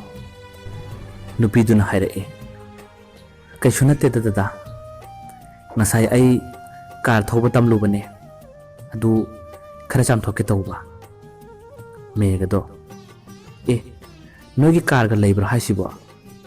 ꯅꯨꯄꯤꯗꯨꯅ ꯍꯥꯏꯔꯛꯑꯦ, ꯂꯩꯌꯦ꯫ ꯅꯨꯄꯤꯗꯨꯒꯤ ꯋꯥꯍꯩ ꯑꯗꯨꯗ ꯃꯦꯘ ꯀꯔꯤꯒꯨꯝꯕ ꯏꯅꯣꯠ ꯈꯔ ꯐꯥꯎꯔꯛꯏ꯫ ꯅꯨꯄꯤꯗꯨꯅ ꯀꯥꯔ ꯂꯩ, ꯀꯥꯔ ꯆꯥꯝꯃꯨꯒꯦ ꯍꯥꯏꯔꯛꯄꯗ ꯃꯍꯥꯛꯀꯤ ꯋꯥꯈꯜꯗ ꯃꯑꯣꯟ ꯈꯟꯕ ꯍꯧꯔꯛꯏ꯫ ꯅꯨꯄꯤꯗꯨꯅ, ꯗꯗꯥ, ꯊꯝꯃꯒꯦ, ꯀꯣꯟꯅ ꯇꯧꯔꯛꯑꯒꯦꯀꯣ꯫ ꯃꯦꯘꯅ ꯊꯝꯃꯣ꯫ ꯐꯣꯟ ꯊꯝꯈ꯭ꯔꯕ ꯃꯇꯨꯡꯗ ꯃꯦꯘ ꯋꯥꯈꯜ ꯀꯌꯥ ꯁꯥꯟꯅꯔꯛꯏ꯫ ꯑꯦ, ꯀꯥꯔꯁꯨ ꯂꯣꯏꯕ ꯅꯨꯄꯤ, ꯑꯁ, ꯑꯗꯨꯗꯤ ꯌꯥꯝ ꯊꯨꯅ ꯈꯪꯅꯗꯕ ꯌꯥꯗ꯭ꯔꯦ꯫ ꯑꯁ, ꯀꯥꯎꯏꯅꯦ, ꯃꯃꯤꯡꯁꯨ ꯍꯪꯍꯧꯗ꯭ꯔꯦ ꯑꯩꯗꯤ꯫ ꯃꯇꯧ ꯑꯁꯨꯝꯅ ꯃꯦꯘꯗꯣ ꯋꯥꯈꯜ ꯀꯌꯥ ꯁꯥꯟꯅꯔꯛꯏ꯫ ꯅꯨꯃꯤꯠꯇꯨꯒꯤ ꯅꯨꯃꯤꯗꯥꯡꯗꯨꯁꯨ ꯃꯦꯘꯒ ꯅꯨꯄꯤꯗꯨꯒ ꯋꯥꯔꯤ ꯁꯥꯟꯅꯔꯦ꯫ ꯃꯦꯘꯅ ꯃꯤꯡ ꯍꯪꯉꯤ, ꯅꯨꯄꯤꯗꯨꯅ ꯁꯛ ꯈꯪꯅꯕ ꯅꯨꯃꯤꯠꯇ ꯃꯤꯡ ꯇꯥꯛꯀꯦ ꯍꯥꯏꯔꯦ꯫ ꯃꯇꯧ ꯑꯁꯨꯝꯅ ꯅꯨꯃꯤꯠ ꯅꯤꯅꯤ ꯍꯨꯝꯅꯤ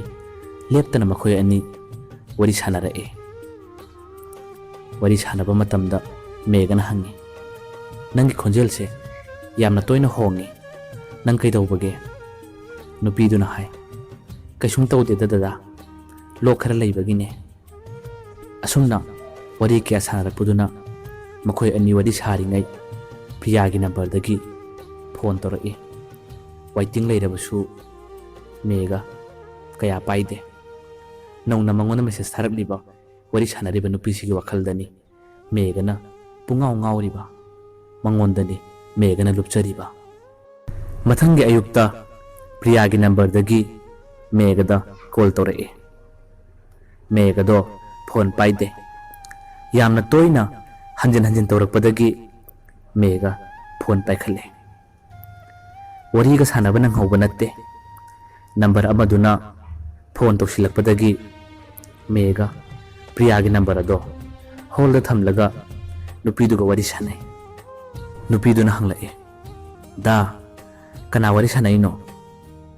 ꯃꯦꯘꯅ ꯈꯨꯝꯃꯦ, ꯀꯅꯥꯁꯨ ꯅꯠꯇꯦꯗ, ꯑꯩꯈꯣꯏꯒꯤ ꯏꯃꯥꯟꯅꯕꯅꯦ꯫ ꯊꯝꯈ꯭ꯔꯦꯗ꯫ ꯐꯣꯟꯗꯨꯗꯤ ꯊꯝꯕ ꯅꯠꯇꯦ, ꯍꯣꯜꯗ ꯂꯩꯔꯤꯕꯅꯦ꯫ ꯅꯨꯄꯤꯗꯨꯅ ꯍꯥꯏꯔꯛꯏ, ꯑꯣ꯫ ꯃꯦꯘꯅ ꯑꯃꯨꯛ ꯍꯥꯏ, ꯅꯪ ꯍꯌꯦꯡ ꯊꯕꯛ ꯍꯥꯡꯂꯗꯤ ꯍꯌꯦꯡꯁꯨ ꯑꯩ ꯊꯕꯛ ꯂꯩꯇꯦ, ꯅꯪꯒ ꯑꯩꯒ ꯍꯌꯦꯡ ꯊꯦꯡꯅꯕ ꯌꯥꯒꯗ꯭ꯔꯥ? ꯅꯨꯄꯤꯗꯨꯅ ꯍꯥꯏ, ꯌꯥꯅꯤꯌꯦ꯫ ꯃꯦꯘꯅ ꯍꯥꯏ, ꯅꯨꯡꯊꯤꯟꯒꯤ ꯄꯨꯡ 4 ꯑꯗꯨꯋꯥꯏꯗ ꯂꯥꯛꯂꯒꯦ ꯑꯩ, ꯅꯪꯒ ꯑꯩꯒ ꯍꯌꯦꯡ ꯁꯛ ꯈꯪꯅꯔꯁꯤꯀꯣ?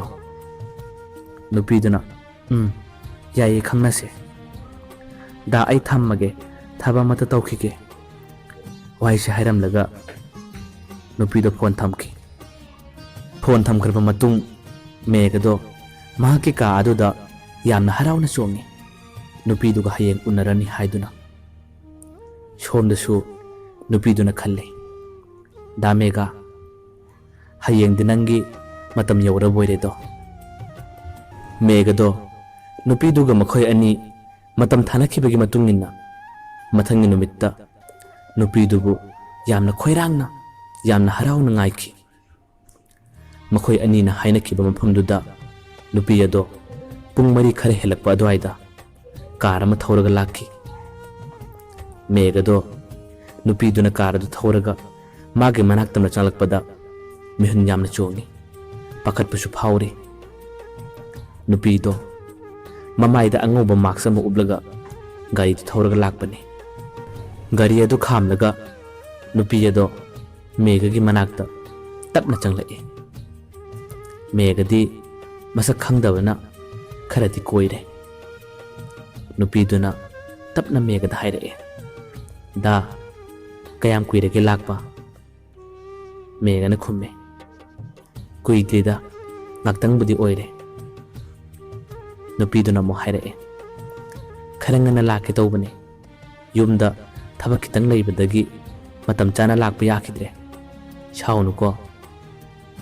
ꯃꯦꯘꯅ ꯑꯃꯨꯛ ꯍꯥꯏꯔꯛꯑꯦ, ꯁꯥꯎꯗꯦꯗ, ꯅꯪꯅ ꯂꯥꯛꯂꯤꯁꯦ ꯌꯥꯝꯅ ꯍꯔꯥꯎꯔꯦ, ꯑꯩꯗꯤ ꯌꯥꯝꯅꯁꯨ ꯅꯨꯡꯉꯥꯏ, ꯂꯥꯛꯄꯤꯔꯣꯏꯗ꯭ꯔꯥ ꯈꯜꯂꯨꯕꯅꯤ꯫ ꯃꯦꯘꯗꯣ ꯌꯥꯝꯅ ꯊꯣꯠꯅꯧꯅ ꯈꯨꯝꯂꯛꯄꯅꯤ꯫ ꯅꯨꯄꯤꯗꯨꯅ ꯍꯥꯏ, ꯗꯥ ꯑꯩꯁꯤ ꯃꯁꯛ ꯈꯪꯕ꯭ꯔꯥ? ꯍꯥꯟꯅ ꯎꯈꯤꯕꯒꯨꯝ ꯇꯧꯕ꯭ꯔꯥ? ꯃꯦꯘꯅ ꯍꯥꯏꯔꯛꯑꯦ, ꯈꯪꯗꯦꯗ, ꯅꯪꯗꯤ ꯃꯥꯏꯗꯨꯗ ꯑꯉꯧꯕ ꯃꯥꯛꯁ ꯑꯃ ꯎꯞꯄꯅꯤꯅ ꯀꯅꯥꯅꯣ ꯍꯥꯏꯕ ꯁꯦꯡꯅ ꯂꯥꯛꯁꯤꯟꯕ ꯉꯝꯗ꯭ꯔꯦ꯫ ꯅꯨꯄꯤꯗꯨꯅ ꯍꯥꯏꯔꯛꯑꯦ, ꯑꯩ ꯂꯣꯛ ꯈꯔ ꯊꯨꯡꯕꯒꯤ ꯃꯥꯛꯁ ꯎꯞꯂꯛꯄꯅꯦ꯫ ꯃꯥꯛꯁ ꯎꯞꯂꯕꯁꯨ ꯗꯥꯅ ꯑꯩꯁꯦ ꯃꯁꯛ ꯂꯥꯛꯁꯤꯟꯕ ꯉꯝꯕ꯭ꯔꯥꯅꯦ? ꯃꯦꯘꯅ ꯍꯥꯏꯔꯛꯑꯦ, ꯈꯪꯗ꯭ꯔꯦꯗ, ꯀꯅꯥꯅꯣ ꯐꯖꯅ ꯈꯪꯕꯁꯨ ꯉꯝꯗ꯭ꯔꯦ꯫ ꯑꯗꯣ ꯅꯪꯅ ꯉꯁꯤ ꯃꯤꯡ ꯍꯥꯏꯒꯅꯤ ꯍꯥꯏꯕꯗꯣ, ꯅꯪꯒꯤ ꯃꯤꯡꯗꯣ ꯍꯥꯏꯔꯨꯗꯅ꯫ ꯅꯨꯄꯤꯗꯨꯅ ꯍꯥꯏꯔꯛꯑꯦ, ꯃꯤꯡꯁꯨ ꯁꯛꯁꯨ ꯗꯥꯗ ꯄꯨꯟꯅ ꯇꯥꯛꯇꯣꯏꯅꯦ꯫ ꯗꯥ ꯑꯗꯣ ꯗꯥꯁꯤ ꯈꯣꯡꯅ ꯂꯥꯛꯄ꯭ꯔꯥ, ꯂꯥꯏꯟꯗ ꯂꯥꯛꯄ꯭ꯔꯣ? ꯃꯦꯘꯅ ꯍꯥꯏꯔꯛꯑꯦ, ꯂꯥꯏꯟꯗ ꯂꯥꯛꯄꯅꯤ, ꯈꯣꯡꯅꯗꯤ ꯌꯥꯝ ꯂꯥꯞꯄꯤ, ꯀꯃꯥꯏꯅ ꯂꯥꯛꯇꯣꯏꯅꯣ? ꯅꯨꯄꯤꯗꯨꯅ ꯑꯃꯨꯛ ꯍꯥꯏꯔꯛꯑꯦ, ꯒꯥꯔꯤ ꯃꯆꯥ ꯑꯃ ꯄꯨꯔꯒ ꯂꯥꯛꯄ ꯌꯥꯗ꯭ꯔꯣ? ꯗꯥ ꯑꯩꯈꯣꯏꯒꯤ ꯒꯥꯔꯤ ꯂꯩꯇ꯭ꯔꯣ ꯍꯥꯏꯁꯤꯕꯣ?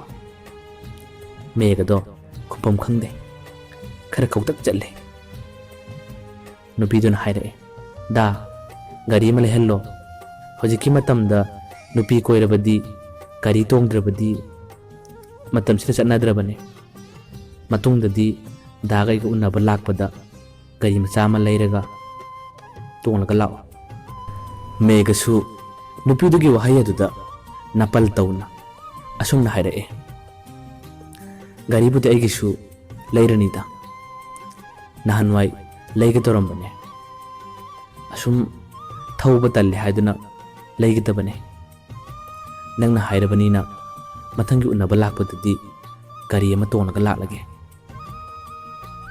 ꯅꯨꯄꯤꯗꯨꯅ ꯇꯞꯅ ꯑꯃꯨꯛ ꯍꯥꯏꯔꯛꯑꯦ, ꯐꯥꯒꯤ ꯇꯧꯕꯅꯤꯗ, ꯂꯩꯔꯨꯅꯨ꯫ ꯗꯥ ꯑꯩꯁꯦ ꯋꯥ ꯉꯥꯡꯕꯗ ꯉꯥꯡꯅꯤ ꯉꯥꯡꯂꯣꯏ ꯈꯪꯗꯕꯅꯤ, ꯁꯥꯎꯅꯨꯀꯣ? ꯃꯦꯘꯅ ꯍꯥꯏꯔꯛꯑꯦ, ꯁꯥꯎꯗꯦꯗ ꯅꯨꯄꯤꯗꯨꯅ ꯑꯃꯨꯛ ꯍꯥꯏꯔꯛꯑꯦ ꯗꯥꯅ ꯑꯩ ꯃꯁꯛ ꯈꯪꯅꯤꯡꯉꯦ ꯍꯥꯏꯕꯗꯣ ꯁꯛ ꯇꯥꯛꯂꯒꯦ ꯑꯩꯒꯤ ꯃꯤꯡꯁꯦ ꯀꯔꯤ ꯀꯧꯔꯝꯗꯨꯕ ꯃꯥꯜꯂꯦꯗ ꯃꯦꯒꯗꯣ ꯈꯔ ꯅꯣꯛꯐꯦꯠ ꯇꯧꯅ ꯅꯪꯒꯤ ꯃꯤꯡꯗꯤ ꯀꯝꯗꯧꯅ ꯈꯪꯗꯣꯏꯕ ꯅꯪꯅ ꯇꯥꯛꯁꯨ ꯇꯥꯛꯇꯅ ꯅꯨꯄꯤꯗꯨꯅ ꯍꯥꯏꯔꯛꯑꯦ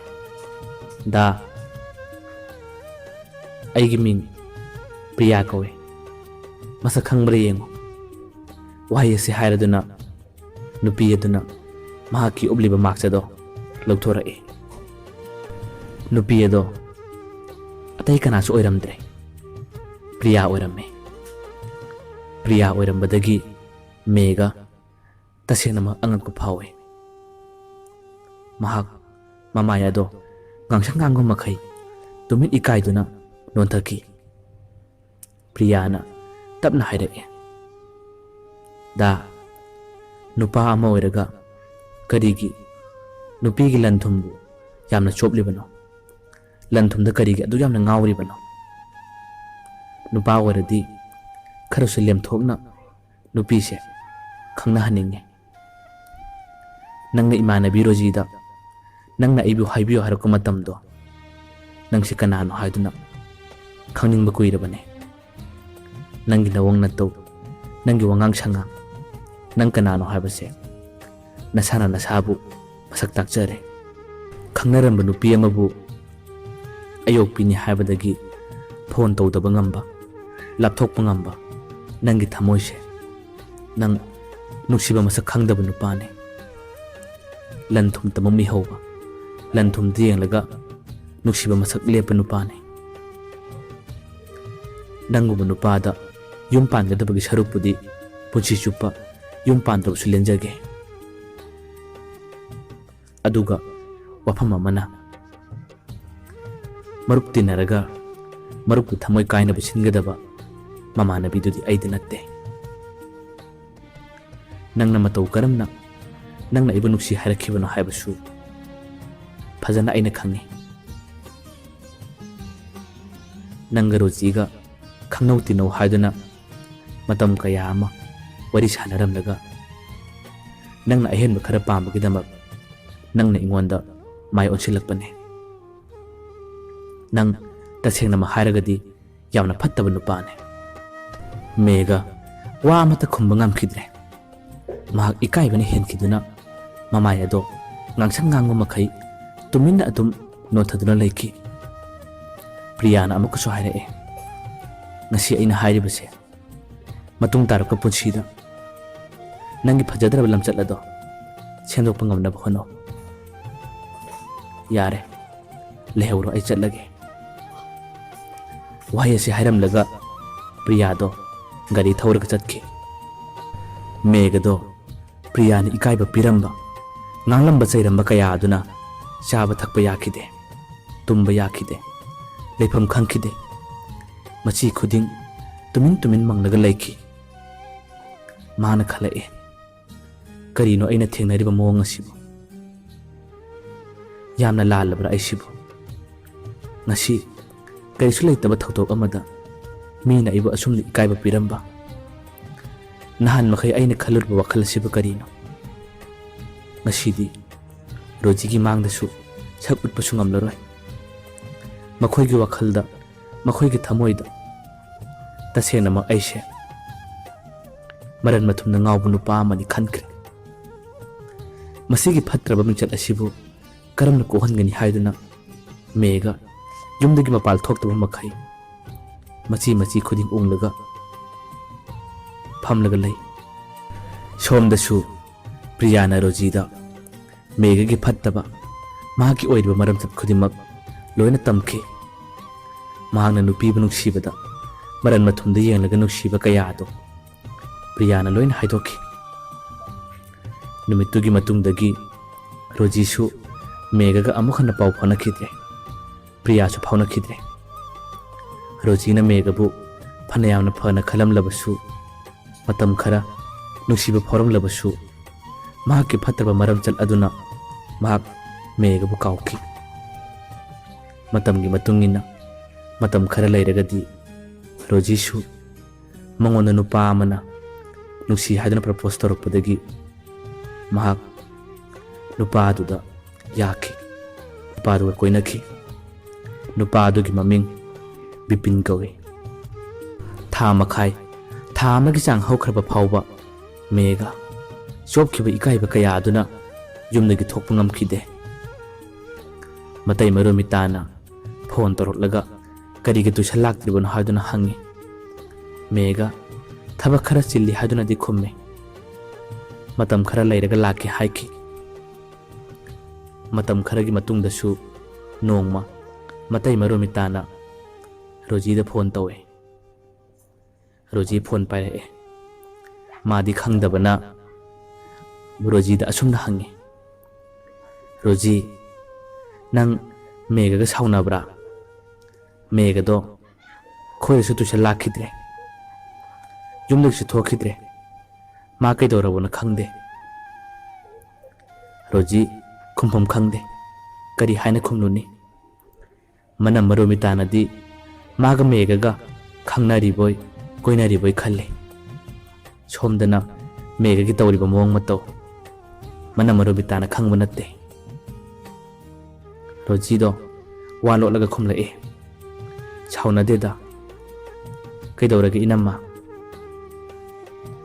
ꯃꯅꯝ ꯍꯥꯏꯔꯛꯑꯦ, ꯀꯩꯁꯨꯝ ꯇꯧꯗꯦꯗ, ꯁꯥꯎꯅꯗ꯭ꯔꯗꯤ ꯐꯔꯦ, ꯅꯣꯡꯃ ꯑꯩꯈꯣꯏꯗ ꯀꯣꯏꯊꯣꯔꯛꯑꯣ, ꯀꯩꯅꯣꯝꯃ ꯆꯥꯁꯦ꯫ ꯔꯣꯖꯤꯁꯨ ꯌꯥꯝꯅ ꯆꯝꯅ ꯆꯥꯁꯦ ꯍꯥꯏꯗꯨꯅ ꯌꯥꯈꯤ꯫ ꯅꯨꯃꯤꯠ ꯈꯔꯅꯤ ꯂꯩꯔꯒ ꯔꯣꯖꯤꯗꯣ ꯃꯅꯝ ꯃꯔꯨꯃꯤꯇꯥ ꯍꯣꯏꯗ ꯂꯥꯛꯑꯦ꯫ ꯃꯥ ꯂꯥꯛꯄꯒꯤ ꯌꯦꯟ ꯊꯣꯡꯂꯒ ꯃꯈꯣꯏ ꯄꯨꯟꯅ ꯆꯥꯛ ꯆꯥꯃꯤꯟꯅꯔꯦ꯫ ꯅꯨꯡꯊꯤꯜꯒꯤ ꯃꯇꯝ ꯌꯧꯔꯛꯄꯗ ꯃꯅꯝ ꯃꯔꯨꯃꯤꯇꯥꯅ ꯃꯦꯒꯗ ꯐꯣꯟ ꯇꯧꯏ, ꯃꯈꯣꯏꯗ ꯉꯥꯏꯍꯥꯛꯇ ꯂꯥꯛꯑꯣ ꯍꯥꯏ꯫ ꯃꯦꯒꯗꯣ ꯂꯥꯛꯅꯤꯡꯗ ꯂꯥꯛꯂꯦ꯫ ꯃꯦꯒ ꯆꯪꯂꯛꯏ꯫ ꯔꯣꯖꯤ ꯂꯩꯔꯝꯕꯗ ꯃꯍꯥꯛ ꯇꯁꯦꯡꯅꯃꯛ ꯉꯛꯏ꯫ ꯃꯅꯝ ꯃꯔꯨꯃꯤꯇꯥꯅꯗꯤ ꯅꯈꯣꯏ ꯑꯅꯤ ꯋꯥꯔꯤ ꯁꯥꯟꯅꯔꯝꯃꯨ ꯍꯥꯏꯔꯒ ꯃꯅꯝ ꯃꯔꯨꯃꯤꯇꯥꯗꯣ ꯊꯣꯛꯈ꯭ꯔꯦ꯫ ꯔꯣꯖꯤꯁꯨ ꯃꯦꯒꯗ ꯋꯥ ꯑꯃꯇ ꯉꯥꯡꯗꯦ, ꯇꯨꯃꯤꯟꯅ ꯑꯗꯨꯝ ꯂꯩ꯫ ꯃꯦꯒꯁꯨ ꯔꯣꯖꯤꯗ ꯋꯥ ꯑꯃꯇ ꯉꯥꯡꯕ ꯉꯝꯗ꯭ꯔꯦ, ꯃꯍꯥꯛꯀꯤ ꯃꯃꯥꯡꯊꯛꯀꯤ ꯊꯧꯗꯣꯛ ꯀꯌꯥ ꯑꯗꯨꯅ꯫ ꯉꯥꯛꯇꯪ ꯂꯩꯔꯒꯗꯤ ꯇꯞꯅ ꯃꯦꯒꯅ ꯑꯁꯨꯝꯅ ꯍꯥꯏꯔꯛꯏ, ꯔꯣꯖꯤ, ꯅꯪꯉꯣꯟꯗ ꯑꯩ ꯌꯥꯝꯅ ꯂꯥꯟꯈ꯭ꯔꯦ, ꯅꯪ ꯑꯩꯕꯨ ꯑꯃꯨꯛꯇ ꯉꯥꯛꯄꯤꯌꯨ꯫ ꯔꯣꯖꯤꯗꯣ ꯈꯔ ꯀꯔꯦꯝꯅꯅ ꯈꯨꯝꯂꯛꯏ, ꯂꯥꯟꯕ ꯂꯥꯟꯗꯕ, ꯉꯥꯛꯄꯤꯕ ꯉꯥꯛꯄꯤꯗꯕ, ꯅꯁꯥꯅ ꯇꯧꯖꯕꯅ ꯅꯁꯥꯅ ꯐꯪꯖꯕꯅꯤ꯫ ꯃꯦꯒꯗꯣ ꯈꯨꯝꯐꯝ ꯈꯪꯈꯤꯗ꯭ꯔꯦ, ꯇꯨꯃꯤꯟꯅ ꯉꯥꯏꯍꯥꯛ ꯂꯩꯈꯤ꯫ ꯇꯞꯅ ꯑꯃꯨꯛ ꯍꯥꯏꯔꯛꯏ, ꯏꯇꯩꯃꯅꯗꯤ ꯅꯪꯒ ꯑꯩꯒ ꯈꯪꯅꯔꯤꯕꯣꯏ ꯈꯜꯂꯤ, ꯀꯔꯤ ꯍꯥꯏꯒꯗꯕꯅꯣ ꯍꯥꯏꯐꯝ ꯈꯪꯗ꯭ꯔꯦ꯫ ꯅꯪ ꯑꯩꯕꯨ ꯑꯃꯨꯛꯇꯗꯤ ꯉꯥꯛꯄꯤꯌꯨ, ꯀꯩꯗꯧꯕꯒꯦ? ꯃꯇꯨꯡꯗꯗꯤ ꯁꯤꯒꯨꯝꯕ ꯐꯠꯇꯕ ꯊꯕꯛ ꯑꯃꯨꯛ ꯍꯟꯅꯁꯨ ꯇꯧꯔꯔꯣꯏ꯫ ꯑꯩ ꯅꯪꯕꯨ ꯌꯥꯝꯅ ꯅꯨꯡꯁꯤ꯫ ꯔꯣꯖꯤꯗꯣ ꯅꯣꯛꯐꯦꯠ ꯇꯧꯏ, ꯅꯪꯅ ꯑꯩꯉꯣꯟꯗ ꯍꯥꯏꯔꯤꯕꯗꯣ ꯃꯇꯝ ꯍꯦꯜꯂꯦ, ꯅꯪꯒꯤ ꯃꯔꯝꯗ ꯅꯈꯣꯏꯒꯤ ꯏꯇꯩꯃꯅ ꯋꯥꯔꯤ ꯁꯥꯔꯛꯄ ꯃꯇꯝꯗꯗꯤ ꯅꯪꯁꯦ ꯑꯩꯅ ꯌꯥꯝꯅ ꯐꯅ ꯈꯜꯂꯨꯕꯅꯦ꯫ ꯅꯪꯅ ꯇꯧꯊꯣꯔꯛꯄ ꯊꯕꯛꯁꯤꯅ ꯅꯪ ꯀꯅꯥꯅꯣ ꯍꯥꯏꯕꯁꯦ ꯃꯁꯛ ꯃꯨꯟꯅ ꯈꯪꯂꯦ꯫ ꯃꯦꯒ ꯋꯥ ꯑꯃꯇ ꯉꯥꯡꯈꯤꯗ꯭ꯔꯦ꯫ ꯍꯥꯏꯔꯤꯉꯩꯒꯤ ꯃꯅꯨꯡ ꯑꯁꯤꯗ ꯔꯣꯖꯤꯒꯤ ꯅꯝꯕꯔ ꯑꯗꯨꯗ ꯀꯣꯜ ꯑꯃ ꯂꯥꯛꯑꯦ꯫ Rosie phone ꯄꯥꯏꯈꯠꯂꯦ꯫ ꯐꯣꯟ ꯍꯦꯛ ꯄꯥꯏꯕꯒ ꯔꯣꯖꯤꯅ ꯍꯥꯏ, ꯗꯥ, ꯂꯣꯏꯒꯗꯧꯔꯦ, ꯊꯣꯛꯂꯛꯂꯒꯦ, ꯉꯁꯥꯏ ꯅꯪꯅ ꯊꯤꯜꯂꯝꯕ ꯊꯣꯡꯒꯥꯟꯗꯨꯗ ꯂꯥꯛꯑꯣ꯫ ꯋꯥꯍꯩ ꯑꯗꯨ ꯍꯥꯏꯔꯒ ꯔꯣꯖꯤꯗꯣ ꯐꯣꯟ ꯊꯝꯈꯤ꯫ ꯃꯥꯅ ꯐꯣꯟ ꯊꯝꯈꯤꯕꯒ ꯃꯦꯒꯅ ꯍꯪꯉꯤ, ꯐꯣꯟ ꯇꯧꯔꯛꯂꯤꯗꯨ ꯀꯅꯥꯅꯣ? ꯔꯣꯖꯤꯗꯣ ꯋꯥ ꯑꯃꯇ ꯉꯥꯡꯗꯦ, ꯄꯔꯞ ꯄꯔꯞ ꯊꯣꯛꯈꯤ꯫ ꯃꯦꯒꯁꯨ ꯔꯣꯖꯤꯕꯨ ꯇꯨꯡ ꯏꯟꯅꯗꯨꯅ ꯇꯥꯟꯅꯔꯛꯑꯦ꯫ ꯃꯅꯝ ꯃꯔꯨꯃꯤꯇꯥ ꯍꯣꯏꯒꯤ ꯊꯣꯡꯒꯥꯟꯗ ꯅꯤꯄꯥ ꯑꯃ ꯒꯥꯔꯤ ꯃꯆꯥ ꯑꯃ ꯈꯥꯝꯂꯒ ꯂꯩ꯫ ꯔꯣꯖꯤ ꯅꯨꯄꯥꯗꯨꯒꯤ ꯃꯅꯥꯛꯇꯝꯅ ꯆꯪꯉꯤ꯫ ꯃꯦꯒꯁꯨ ꯔꯣꯖꯤꯒꯤ ꯇꯨꯡꯗ ꯂꯥꯛꯑꯦ꯫ Nupaduna Rojida hange. Madi kanano? Rojina kumme. Kana sunatida. Khoi namagi manaw nupane. Rojina megada mamayla silalaga asum hairae. Da mega masa khangnawa. Ma aiga khangna bane. Maming na Bipin ko bane. Rojina megada Bipin bu mahaki khangna ba nupani haiduna masak takpado. Mega taseng na mo wakal nungay kide. Nungay trabasu kari haironi. Tumin niyang batabani. Bipin na su megada hairae. Marup khangna se. Matungda lambida thengna rabasu kauna se. Why si haina duna makoy ani kutchok nay. Rojina mu megada hairae. Da mega inam mado thengna ba nangdre. Ekoi chat khre khara tambiyu ko. Why si hairam laga Bipin amadi Roji gari tong laga chat ke. Mega taseng namak haifam to phum khangdana makoy ani na chat khibado yeng laga dum lehawi. Ngakdang leiraga matai maru mita lai. Mega na thongan da lep laga leiram badu ubada Romita na hangi. Roji di chat khraba. Mega na hairae. Chat khre taima. Ngakdang leh lo ba yadro kana kana chat khibage. Mega na hairae. Nupa mana lo ba lae. Matai maru mita na hairae. O nasai lamba makoy gi mabung ni haibado oiramgani. Mega na hairae. Mabung na te taima. Maga khangnabu nupane. Wahaya du tabada matai maru mitado. Ha. Maga khangnabu nupane ba. Karino mana tawriduna. Nangbu asengmagi khanglabra maga khangnabu nupane habado. Megan hairae. Mana ingon hairame. Matai maru mitana muhai. Karino tawrisibo. Natte nakoy anibu hana sauna baga laibra. Nakoy ani ki mawangse. Jingna ba khara di kuire ai. Nabani handak kari haina khige. Mega do wa mata khumba ngamdre. Itai mai chatlage. Wai shi hairam laga. Mega do yumlom da para chatki. Matai maru mitana. Mega ngai khuni nangbo wari khara sana khise. Kayara khana kawe. Mega do lakhidre. Yumda para chatke. Mega chat khraba matungda matai maru mitana Rojida numidangi matamda call tawe. Rojina phone hek paikhalakpaga Romitana asumna hairae. Roji nangmudi aina yamna suluna tawjabane. Nangbu aina aigi hek pokminabi inaw nupini khanjabane. Nangonda aina khalluriba singa siga nanga tawthorakpa singa se tasengna ai nungaite.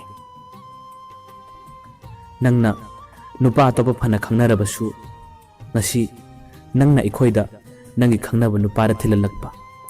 Megagi mamangda nangna tawriba singado megana kari khalamgani. Nang mangonda phana sauningba nabani saunaba kaya lairabasu madumadi tahoningdabane. Rojido tapna khumlae.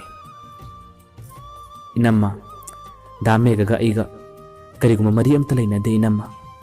Mana so ingonda nusi haiduna kariguma wa amata su phongdorakte. Hoi matam amadadi maga khangno loino haiduna inamma na hairakpado tasengna mak ai maga khangna gi lepki. Madi mamit jamna ngawe. Nupi ahenba yamna pami. Paisa paiba maral mathum leiba nupi tamak khangna ningba loina ningba nupane. Phana yamna inamana mabu phai hairabasu ma kanano masak munna khangi. Madi aigi imanabi da phawba nuksi haiduna mana ingonda paw hayanba ngamba nupane. Tasengna ma Eidi landi lanjadabani inamma. Wahai asi hairaga Rojido kapli wanganglakpane. Rojigi wahai singa du tabada Manam Romitana haire. Nang harido, tasenama achumbra. Mani achumbani nama. Mahagna, koi biaba koiruraga, ngau biaba ngaururaga, kona thangda, mahana ingona mai osilakpani. Mahag phanayamna, ngaushinadrabasu, nisha chadrabasu, magi piklaba pukchelase, tasenama ai tukatjai. Maga iga, mari amatasu leinabag pamde. Tasengnamak, ngasigi aina tawribadusu, mahaki mamangda, khangangi haiduna tawbani. Romitado, Rojigi wahising aduda, kumpam khangkidre. Ngangtang leiraga, tapna Romitana haire. Roji, nakhoigi warising asi khangdabana, nangonda aina, wakra haikre. Nang ingonda lana lawgunuko, chawgunuko. Wahisi hairam laga, Romitado, thamlage hairaga, phone thamki. Phone thamkraba matung, mahak, Megada makol tawe. Phone ahan matawbadadi, Megado, receive tawrakte. Mathang amak tawba matamda, Mega, phone paikhalai. Megan hek paikhalakpaga, Romitado, shauning boy, nungaita boy. Rojigi mamang di ikai baduna, mahak, Megada kanthi thokumakai, cherak pahurake. Romitana haire. Nangbo aina, yamna nuksiba inaw magni khallaga, nangonda Rojibu khangno haiduna semkhibani.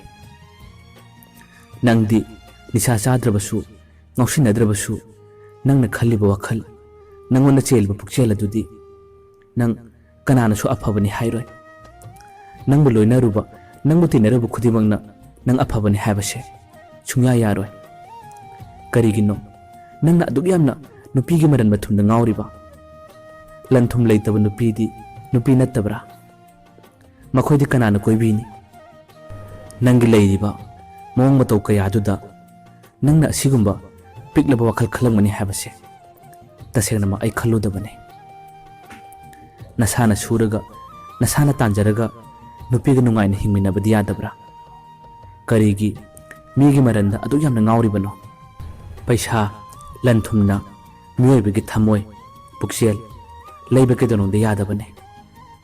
Nangna hayeng, Yum palaba matungda, nangi nuksirabi nupi aduga, kariguma nang, wakhan manadraba, pukchet tindadraba, lanthum phana laysunu, paisa phana paisunu, punama aremba oibani khanga. Yum mahi langlakani, nahak, tasengnama awaba oirakani. Pukchel sengba, thamoy chawba, nangbu phajana khangbiba, nangbu nuksiba nupido, nangidamak, matik chap chabani habase. Nang kaugano. Phare, thammage. Waisi hairam laga, Romitado, phone thamki. Mega, wamata ngang mangam haude. Kari hairuni, masana thangin jarubu khong thangni, masana lalubane. Magai khudi maktagi, mangonda chairakpa, nganglakpa kaya asina, mahak haujikti, kadai dabu losige, kadai dabu laisige haiduna, khanba haurakle. Matam kaya ama, hawkrabagi tungda, ngasidi Mega, tapna, mahag aphaba wakhal, khanba hawrake. Rojibu nuksibasu, asum helae. Mahana nuksirabasu, matam thengkre. Rojidi, nupa atopa, bipinni khangnakrabani. Masifana oidunasu, Mega, Rojibu nuksibagi, ngasidi, tasengnamak, mahaki wakhal kaya, tapna khalli. Phone tawbadi ngamjada, mangonda, message kaya thajai. Rojina di, message singado, paabadi pai. Paukhumdi, kaidononda khakpirakidre. Numit kharani ki tungda, nongma, Romitado, Megada call tawrakhi. Mega su, phone paikhatpado, kina paikhatle. Phone nek paikhatpaga, Romitana asumna haire. Mega, nang pao matabra. Mega do, ingangakna, kari pao no, tade tema. Romitana haire. Roji do, gari na thingam me hai. Mahang ngasi, rimsta pukhale hai. ꯅꯪꯒ ꯑꯩꯒ ꯉꯥꯛꯇ ꯆꯠꯂꯨꯁꯦ ꯋꯥꯍꯩ ꯑꯗꯨ ꯇꯥꯕꯗ ꯃꯦꯘꯗꯣ ꯈꯔ ꯐꯤꯡꯅ ꯍꯥ ꯀꯌꯥꯝ ꯊꯤꯅ ꯁꯣꯛꯄꯅꯤ ꯇꯩꯃ ꯌꯥꯏ ꯆꯠꯂꯨꯁꯦ ꯋꯥꯍꯩꯁꯦ ꯍꯥꯏꯔꯝꯂꯒ ꯌꯥꯝꯅ ꯊꯨꯅ ꯃꯦꯘ ꯑꯃꯗꯤ ꯔꯣꯃꯤꯇꯥ ꯍꯣꯁꯄꯤꯇꯥꯜꯗ ꯂꯥꯛꯈꯤ ꯃꯈꯣꯏꯅ ꯍꯣꯁꯄꯤꯇꯥꯜꯗ ꯍꯦꯛ ꯌꯧꯕꯒꯗꯤ ꯔꯣꯖꯤꯗꯤ ꯃꯍꯥꯛꯀꯤ ꯑꯣꯄꯔꯦꯁꯟ ꯂꯣꯏꯔꯒ ꯋꯥꯔꯗꯇ ꯂꯩꯔꯝꯂꯦ ꯒ꯭ꯌꯥꯟꯗꯤ ꯇꯥꯗ꯭ꯔꯤ ꯃꯍꯥꯛꯀꯤ ꯃꯈꯣꯡꯗꯣ ꯈꯔ ꯁꯥꯊꯤꯅ ꯁꯣꯛꯑꯦ ꯕꯤꯄꯤꯟꯁꯨ ꯄ꯭ꯔꯤꯌꯥꯁꯨ ꯍꯣꯁꯄꯤꯇꯥꯜꯗꯨꯗ ꯄꯨꯟꯅ ꯂꯩꯔꯝꯃꯤ ꯄ꯭ꯔꯤꯌꯥ ꯍꯦꯛ ꯎꯕꯒ ꯃꯦꯘꯗꯣ ꯌꯥꯝꯅ ꯏꯀꯥꯏꯕ ꯐꯥꯎꯋꯦ ꯔꯣꯃꯤꯇꯥꯅ ꯃꯅꯥꯛꯇ ꯆꯪꯁꯤꯜꯂꯒ ꯃꯈꯣꯏꯒꯤ ꯏꯃꯨꯡꯒꯤ ꯃꯤꯁꯤꯡꯗ ꯋꯥꯔꯤ ꯀꯌꯥ ꯁꯥꯔꯤ ꯃꯦꯘꯗꯤ ꯇꯨꯃꯤꯟ ꯃꯆꯤ ꯑꯃꯗ ꯂꯦꯞꯂꯤ ꯊꯃꯣꯏꯗꯗꯤ ꯅꯤꯡꯉꯝꯗꯕ ꯅꯨꯡꯉꯥꯏꯇꯕ ꯔꯣꯖꯤꯅ ꯂꯩꯔꯤꯕ ꯃꯑꯣꯡ ꯃꯇꯧ ꯀꯌꯥ ꯑꯗꯨꯗ ꯃꯍꯥꯛꯀꯤ ꯃꯃꯤꯠꯇꯒꯤ ꯃꯄꯤꯗꯤ ꯇꯞꯅ ꯇꯞꯅꯁꯨ ꯆꯤꯟꯊꯔꯛꯂꯤ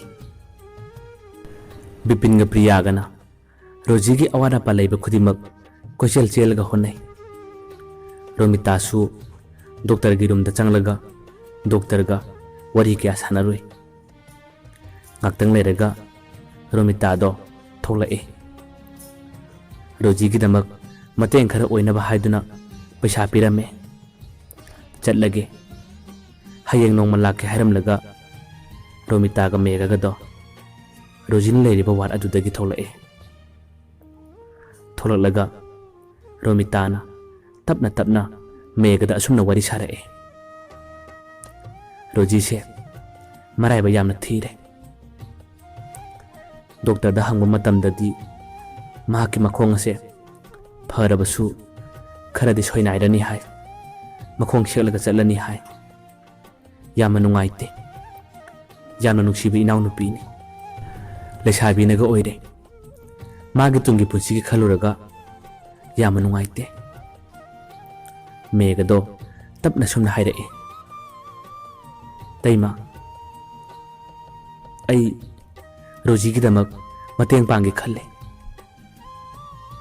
ꯔꯣꯃꯤꯇꯥꯅ ꯍꯥꯏꯔꯛꯏ ꯀꯔꯝꯕ ꯃꯇꯦꯡꯅꯣ ꯃꯉꯣꯟꯗ ꯄꯩꯁꯥ ꯄꯤꯒꯦ ꯍꯥꯏꯔꯤꯕ꯭ꯔꯥ ꯃꯦꯘꯅ ꯍꯥꯏ ꯄꯩꯁꯥ ꯄꯤꯒꯦ ꯍꯥꯏꯕ ꯅꯠꯇꯦ ꯑꯩ ꯃꯥꯕꯨ ꯌꯥꯝꯅ ꯅꯨꯡꯁꯤ ꯃꯥꯒꯤ ꯂꯩꯔꯤꯕ ꯃꯑꯣꯡ ꯃꯇꯧ ꯑꯁꯦ ꯇꯁꯦꯡꯅꯃꯛ ꯌꯦꯡꯕ ꯉꯝꯗꯦ ꯏꯇꯩꯃ ꯔꯣꯃꯤꯇꯥꯅ ꯑꯃꯨꯛ ꯍꯪꯉꯤ ꯅꯪꯅ ꯅꯨꯡꯁꯤꯔꯤꯕꯗꯣ ꯀꯔꯝꯕ ꯈꯨꯅꯨꯡꯁꯤꯅꯣ ꯃꯦꯘꯅ ꯍꯥꯏ ꯃꯃꯥꯡꯊꯛꯇ ꯃꯉꯣꯟꯗ ꯑꯩꯅ ꯀꯌꯥ ꯑꯃ ꯁꯣꯏꯈ꯭ꯔꯦ ꯉꯁꯤꯗꯤ ꯃꯥꯅ ꯑꯁꯨꯝꯅ ꯂꯩꯕ ꯃꯇꯧ ꯑꯁꯦ ꯇꯁꯦꯡꯅꯃꯛ ꯑꯩ ꯌꯦꯡꯕ ꯉꯝꯗꯦ ꯃꯥꯅꯕꯨ ꯌꯥꯕꯤꯔꯗꯤ ꯃꯥꯒꯤ ꯂꯦꯝꯍꯧꯔꯤꯕ ꯄꯨꯟꯁꯤ ꯑꯁꯦ ꯃꯥ ꯑꯩ ꯅꯨꯡꯉꯥꯏꯅ ꯍꯤꯡꯃꯤꯟꯅꯕ ꯄꯥꯝꯃꯤ ꯏꯇꯩꯃ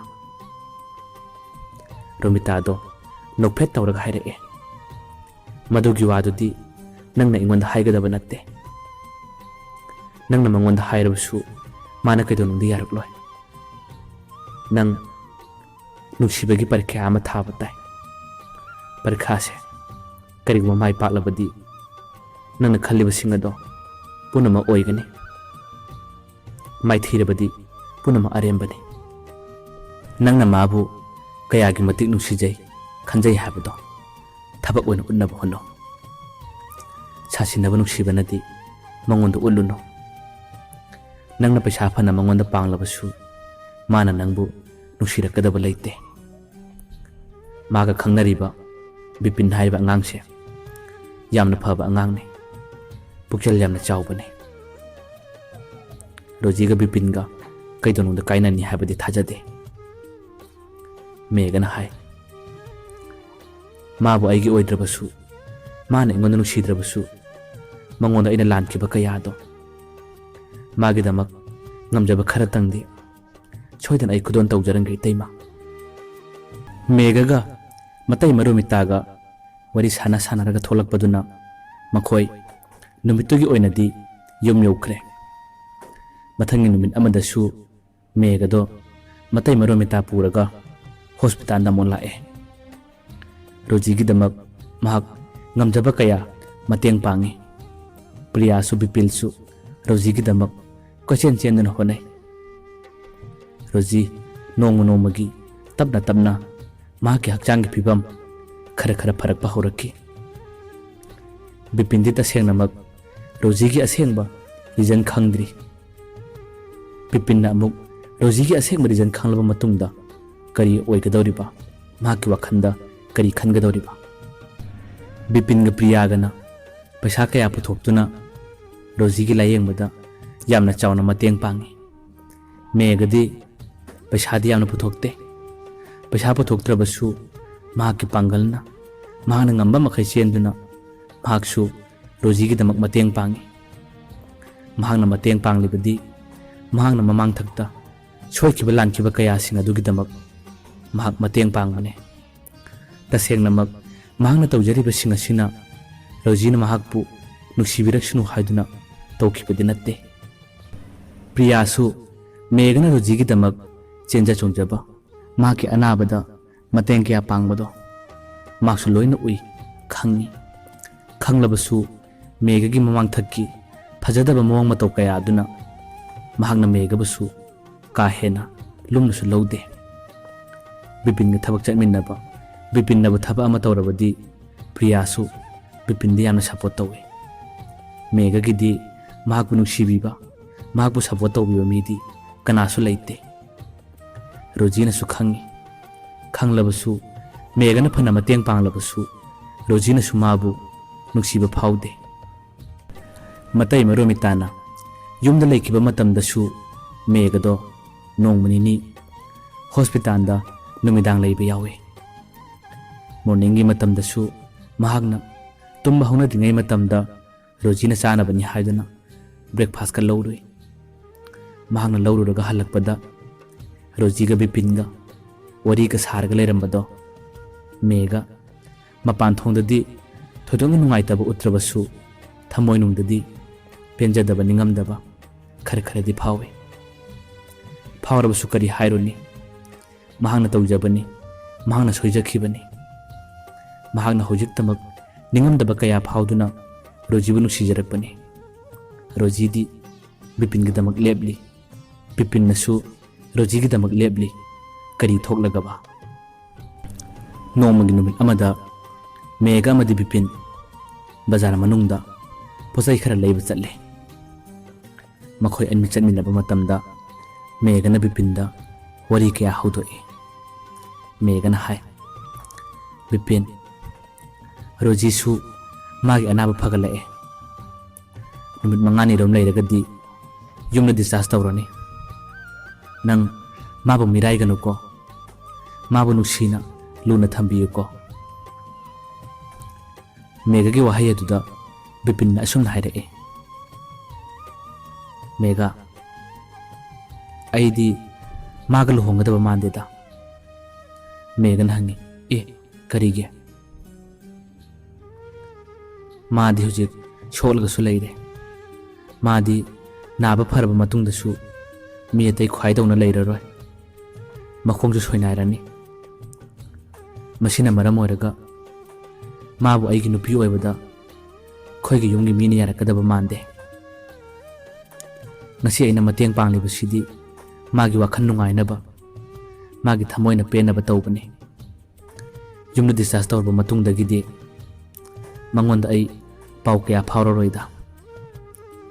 Nang masigi warise makhoidadi haidokonuko. Bipingi wahaising ado mega tasena mangai thajakhide. Mega na mo hairae nang hairibasu asengbara. Bipin hai nupi ama ai ngarang nahan khangnare. Rojina yumna laikharba matungdagidi maga aiga pau phaunararoi. Ma ai khangnabasu yamna kuidrida. Mabudi nungmudu nungsi. Ma nungsirabasu ekhoigi yumgi misingna ma solaga leirabanina mabu mamau oige habi yadre. Yumgi makhada laibani aidi khoigi yumgi misingna yadrabadi kari haironi kari pambai lai. Mana yumda hankhibasini ngasi aina ngairibasi. Megado bipingi adugumlaba wahai aduda tasengnamak wakhan nungaikide. Mahak thamoy yamna sokhi.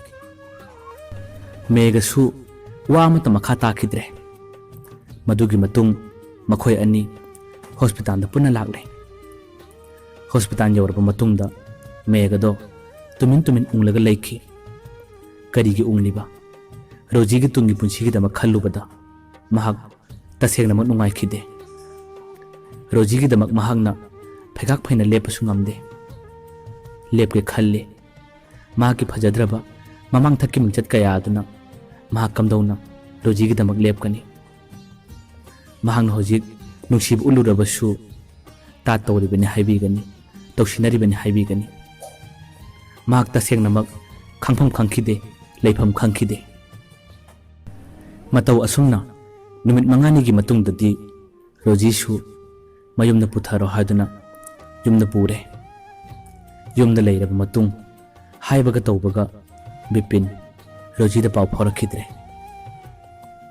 ꯔꯣꯖꯤꯅ phone ꯇꯧꯏ꯫ Phone ꯇꯧꯕꯗꯤ ꯕꯤꯄꯤꯟꯗꯣ ꯐꯣꯟꯗ ꯁꯨꯝ ꯄꯥꯏꯈꯠꯂꯛꯑꯦ꯫ ꯕꯤꯄꯤꯟꯅ ꯃꯉꯣꯟꯗ phone ꯇꯧꯕ ꯍꯥꯏꯕꯗꯨꯗꯤ ꯑꯣꯏꯈꯤꯗ꯭ꯔꯦ꯫ ꯅꯣꯡꯃꯒꯤ phone ꯉꯥꯏꯍꯥꯛ ꯉꯥꯏꯍꯥꯛ ꯇꯧꯔꯝꯕ ꯉꯁꯤꯗꯤ ꯕꯤꯄꯤꯟ ꯐꯣꯟ ꯏꯇꯧ ꯇꯧꯔꯛꯈꯤꯗ꯭ꯔꯦ ꯍꯥꯏꯕ ꯌꯥꯏ꯫ ꯔꯣꯖꯤꯅ ꯇꯧꯕ ꯃꯇꯝꯗꯗꯤ ꯐꯣꯟ ꯑꯁꯨꯝ ꯄꯥꯏꯈꯠꯂꯕꯁꯨ ꯋꯥꯔꯤ ꯁꯥꯟꯅꯕꯗꯗꯤ ꯕꯤꯄꯤꯟꯒꯤ ꯃꯑꯣꯡ ꯃꯇꯧ ꯔꯣꯖꯤ ꯃꯍꯥꯛ ꯈꯔꯗꯤ ꯍꯣꯡꯂꯦ ꯍꯥꯏꯕꯁꯤ ꯈꯪꯉꯤ꯫ ꯃꯇꯝ ꯈꯔꯒꯤ ꯇꯨꯡꯗꯗꯤ ꯕꯤꯄꯤꯟꯗꯣ ꯅꯨꯄꯤ ꯑꯇꯣꯞꯄ ꯀꯣꯏꯔꯦ ꯍꯥꯏꯕ ꯔꯣꯖꯤꯅ ꯄꯥꯎ ꯇꯥꯔꯛꯈꯤ꯫ ꯔꯣꯖꯤ ꯄꯥꯎ ꯇꯥꯔꯕꯁꯨ ꯕꯤꯄꯤꯟꯗ ꯉꯥꯡꯂꯨꯕ, ꯆꯩꯔꯨꯕꯒꯤ ꯊꯧꯅꯥ ꯂꯩꯇ꯭ꯔꯦ꯫ ꯀꯔꯤꯒꯤ ꯂꯩꯇ꯭ꯔꯤꯕ?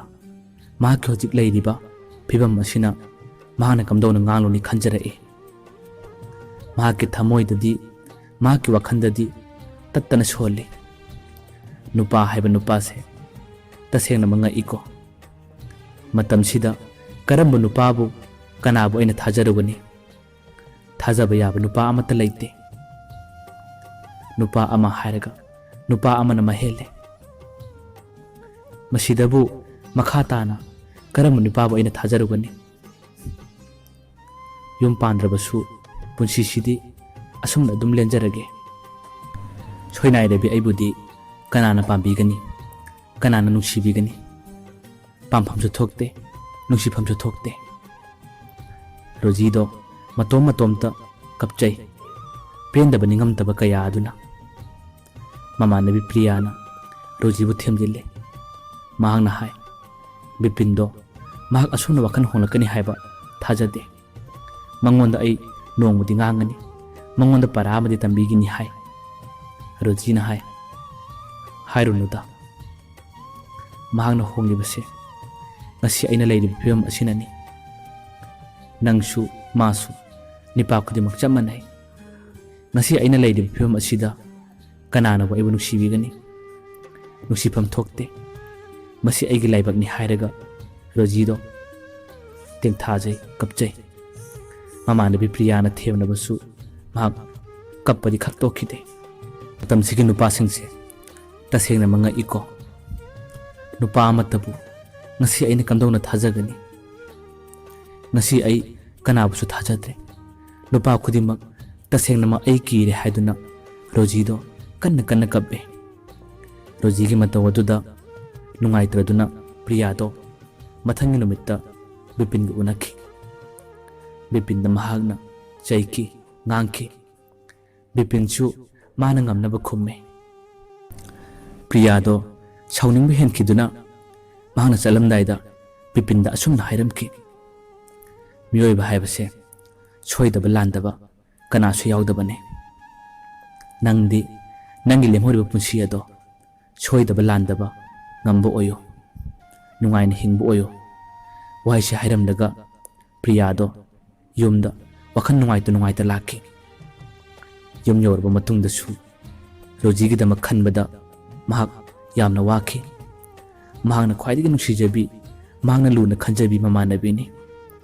ꯃꯃꯥꯟꯅꯕꯤ ꯑꯃꯅ ꯃꯇꯧ ꯑꯁꯨꯝꯅ ꯋꯥꯔꯒ ꯂꯩꯕ, ꯃꯍꯥꯛꯀꯤ ꯄꯨꯟꯁꯤꯒꯤ ꯈꯣꯡꯊꯥꯡ ꯈꯨꯗꯤꯡ ꯃꯆꯦꯠ ꯇꯥꯅ ꯀꯥꯏꯔꯛꯄꯗ ꯀꯝꯗꯧꯅ ꯃꯍꯥꯛꯅ ꯅꯣꯛꯇꯨꯅ ꯌꯦꯡꯗꯨꯅ ꯂꯩꯕ ꯉꯝꯒꯅꯤ?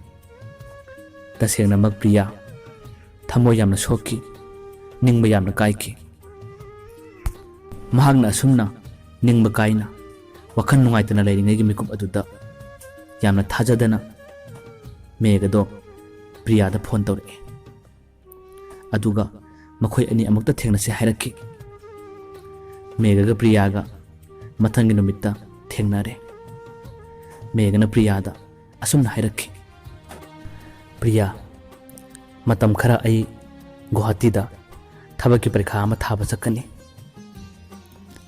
nangonda aina wa matangdi haininge Rojina tasengna yabirabadi mahaki lemhoriba punsi ase maga iga punna hingminnaba pame mangondasu nangondasu mamang thakta aina soikiba kaya ama lay punamak sing si kauthonaraga manabu tasengna yabirabadi mahak aibu ngaibiramo haibiramo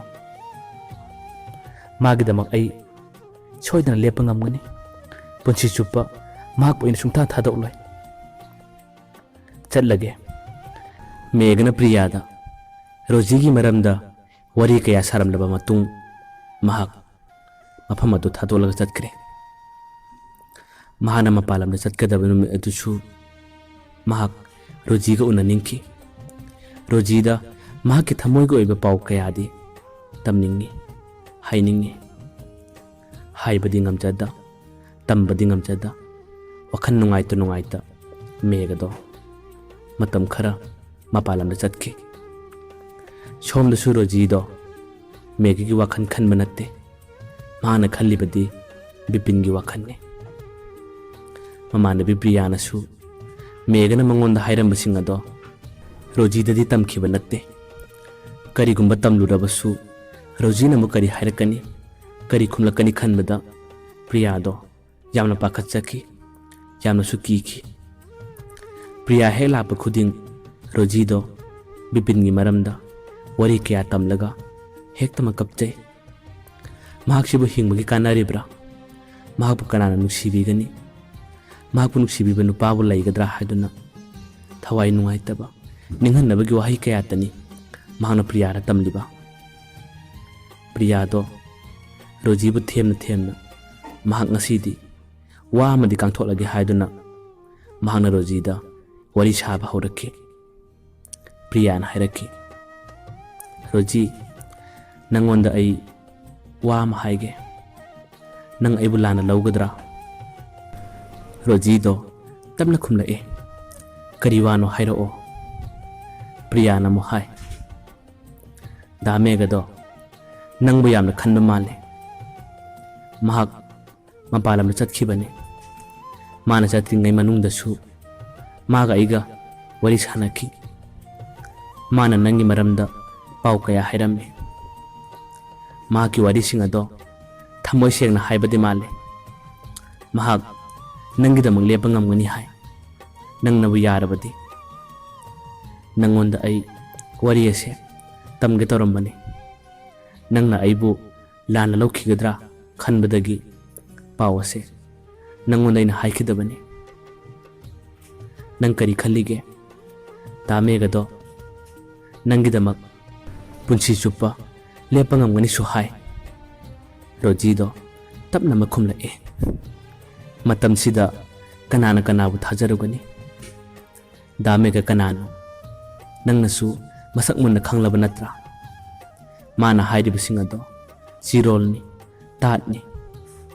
tat haiba nupani thajarunuda mahakpusu aina masak munna khangi chirol yamna haiba nupani Priyana mahaire mahakki wahai mahakna handak hospital da nangidamak mahakna tawjaribasing ado mahak tasengnamak nangu nungsirakpa male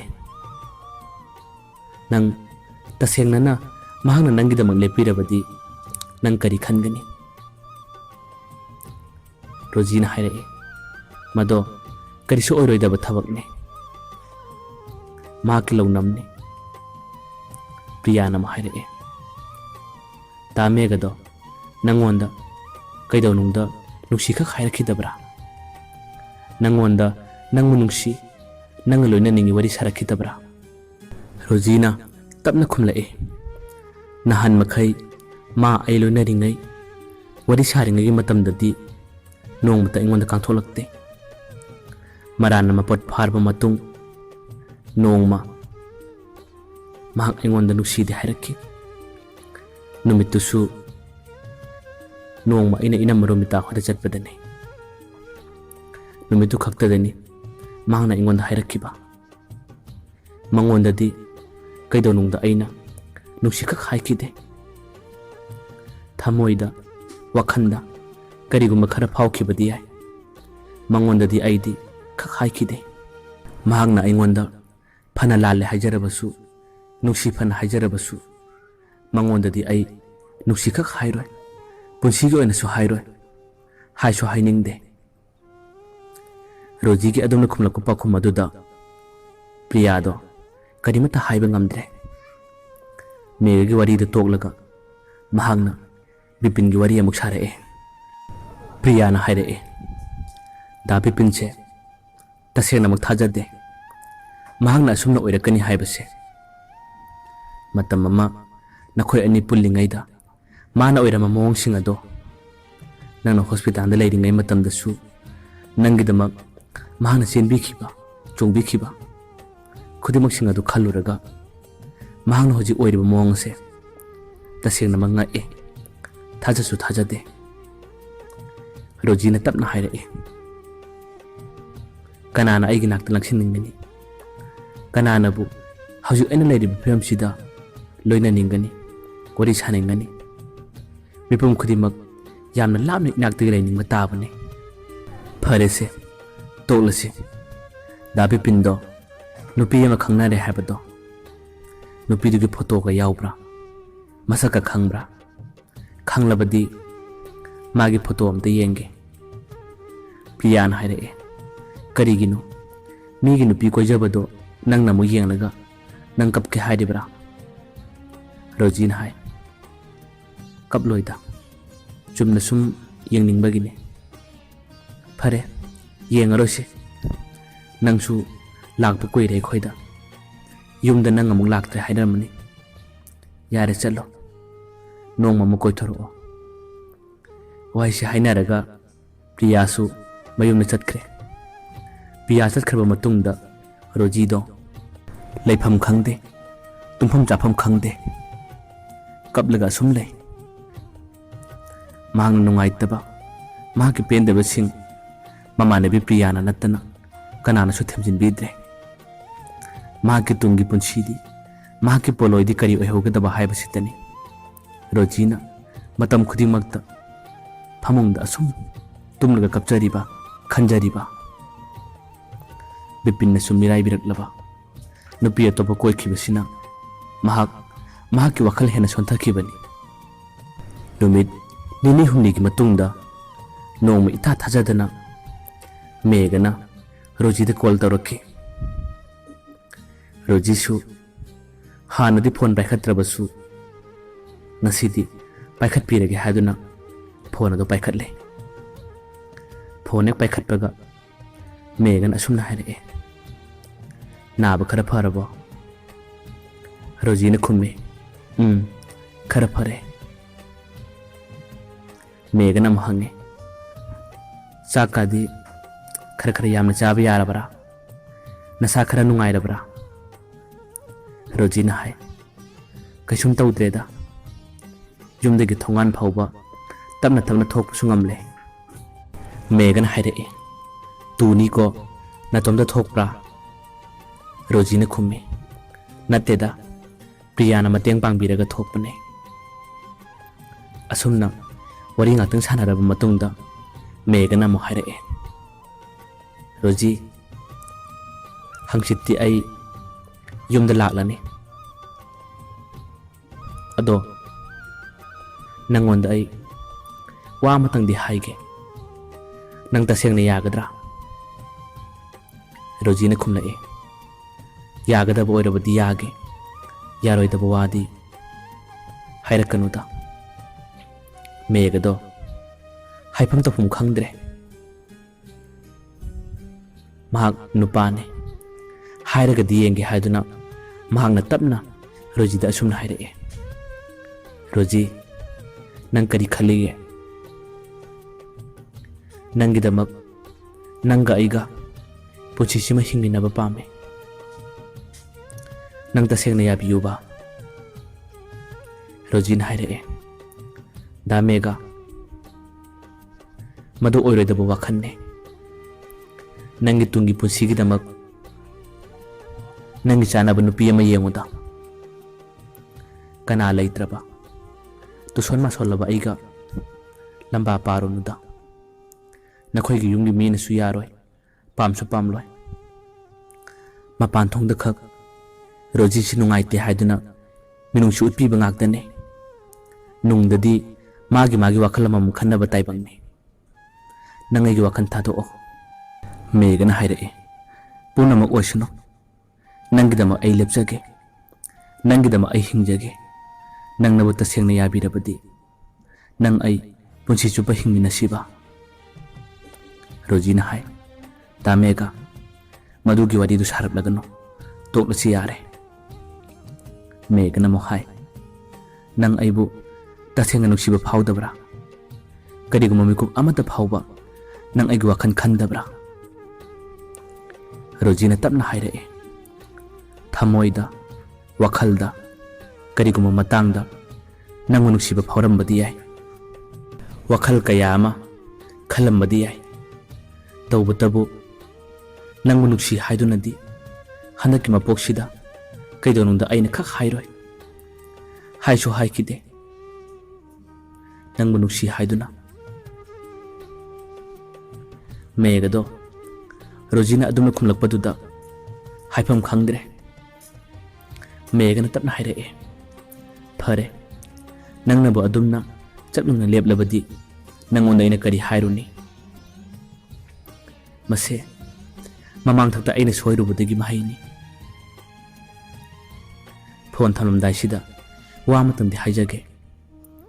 Nangnabu tasengna yabirabadi nangbu ai ngairaga leijage ko. Thamlage. Waisi hairamlaga Megado phone thamki. Phone thamkharba matungda Rojido Megagidamak wakhan kaya ama khala'e. Mahakna khala'e. Da Megana mana ibu nungsi hairibasibu tasengna chumliba jatla. Asumna wakhan kaya khallaga Rojido ngayaktangdi nokcharoi. Kuina nokpa phangkiba natte. Mathangi ayukta mahagna tapna mamanabiga thongan bo thoroko matamdani Roji uba matamda lekai adugi mauna hasing nupi kaya amana oh nungaiteda mahaki tawriba mawang matawase yum panbasu yarara soinaibi haibadu oiredo nungaiteda mataw asumna wari kaya sanabado Roji taki. Tasengna magmahak thawai nungaikide. Ningba kaiki. Rojido numitugi numidangda mahak yamna kapki. Megada phone amatati tawge haiduna mahana Megada phone tawi. Megasu mahaki phone ado mai yaudabana maram oiraga switch off leiramle. Rojido kari hairuni. Wakhan nungaitaba sum hela'e. Megada message asangba amadi iraga thaki. Mathangi ayukta Megana yumda chatlagi haiduna losillaga mahaki phone adusu mai khara chaplaba matung mai khara yaure haiduna switch on tawi. Switch on hek tawbaga Rojigi message asangba ama leirame. Message aduda asumna irame. Damega yumda tekta kaidana nungaina yero uko. Nangonda aina handaki mapoksida nungsi hairoi haiduna haikhrabasu thamoi sinadi nangidamak wakhal kaya ama tapna khala'e. Nangi saktam ngarang numidangdo yamna tattana uningla'e. Nangi khonjensu taningla'e. Nangna phone off laikhibana nangonda karimata haibadi ngamdre. Nangonda aina chinman thongna nungsi haidrabasu thamoidadi nangbu yamna nungsi. Punamak nangbu nungsirabasu taibangi chanabi Taibangi minok misana maram oiraga nang aigi maraktadi karisu oiba yararoi. Ngasidi mimanadrabi nakhoi miyamna intholabi aise ngasigi taibang ngasidagi yamna lapna laikhrage. Message ado hek paaba loibaga Megana Rojida phone tawi. Phone ado receive khak tawrakte.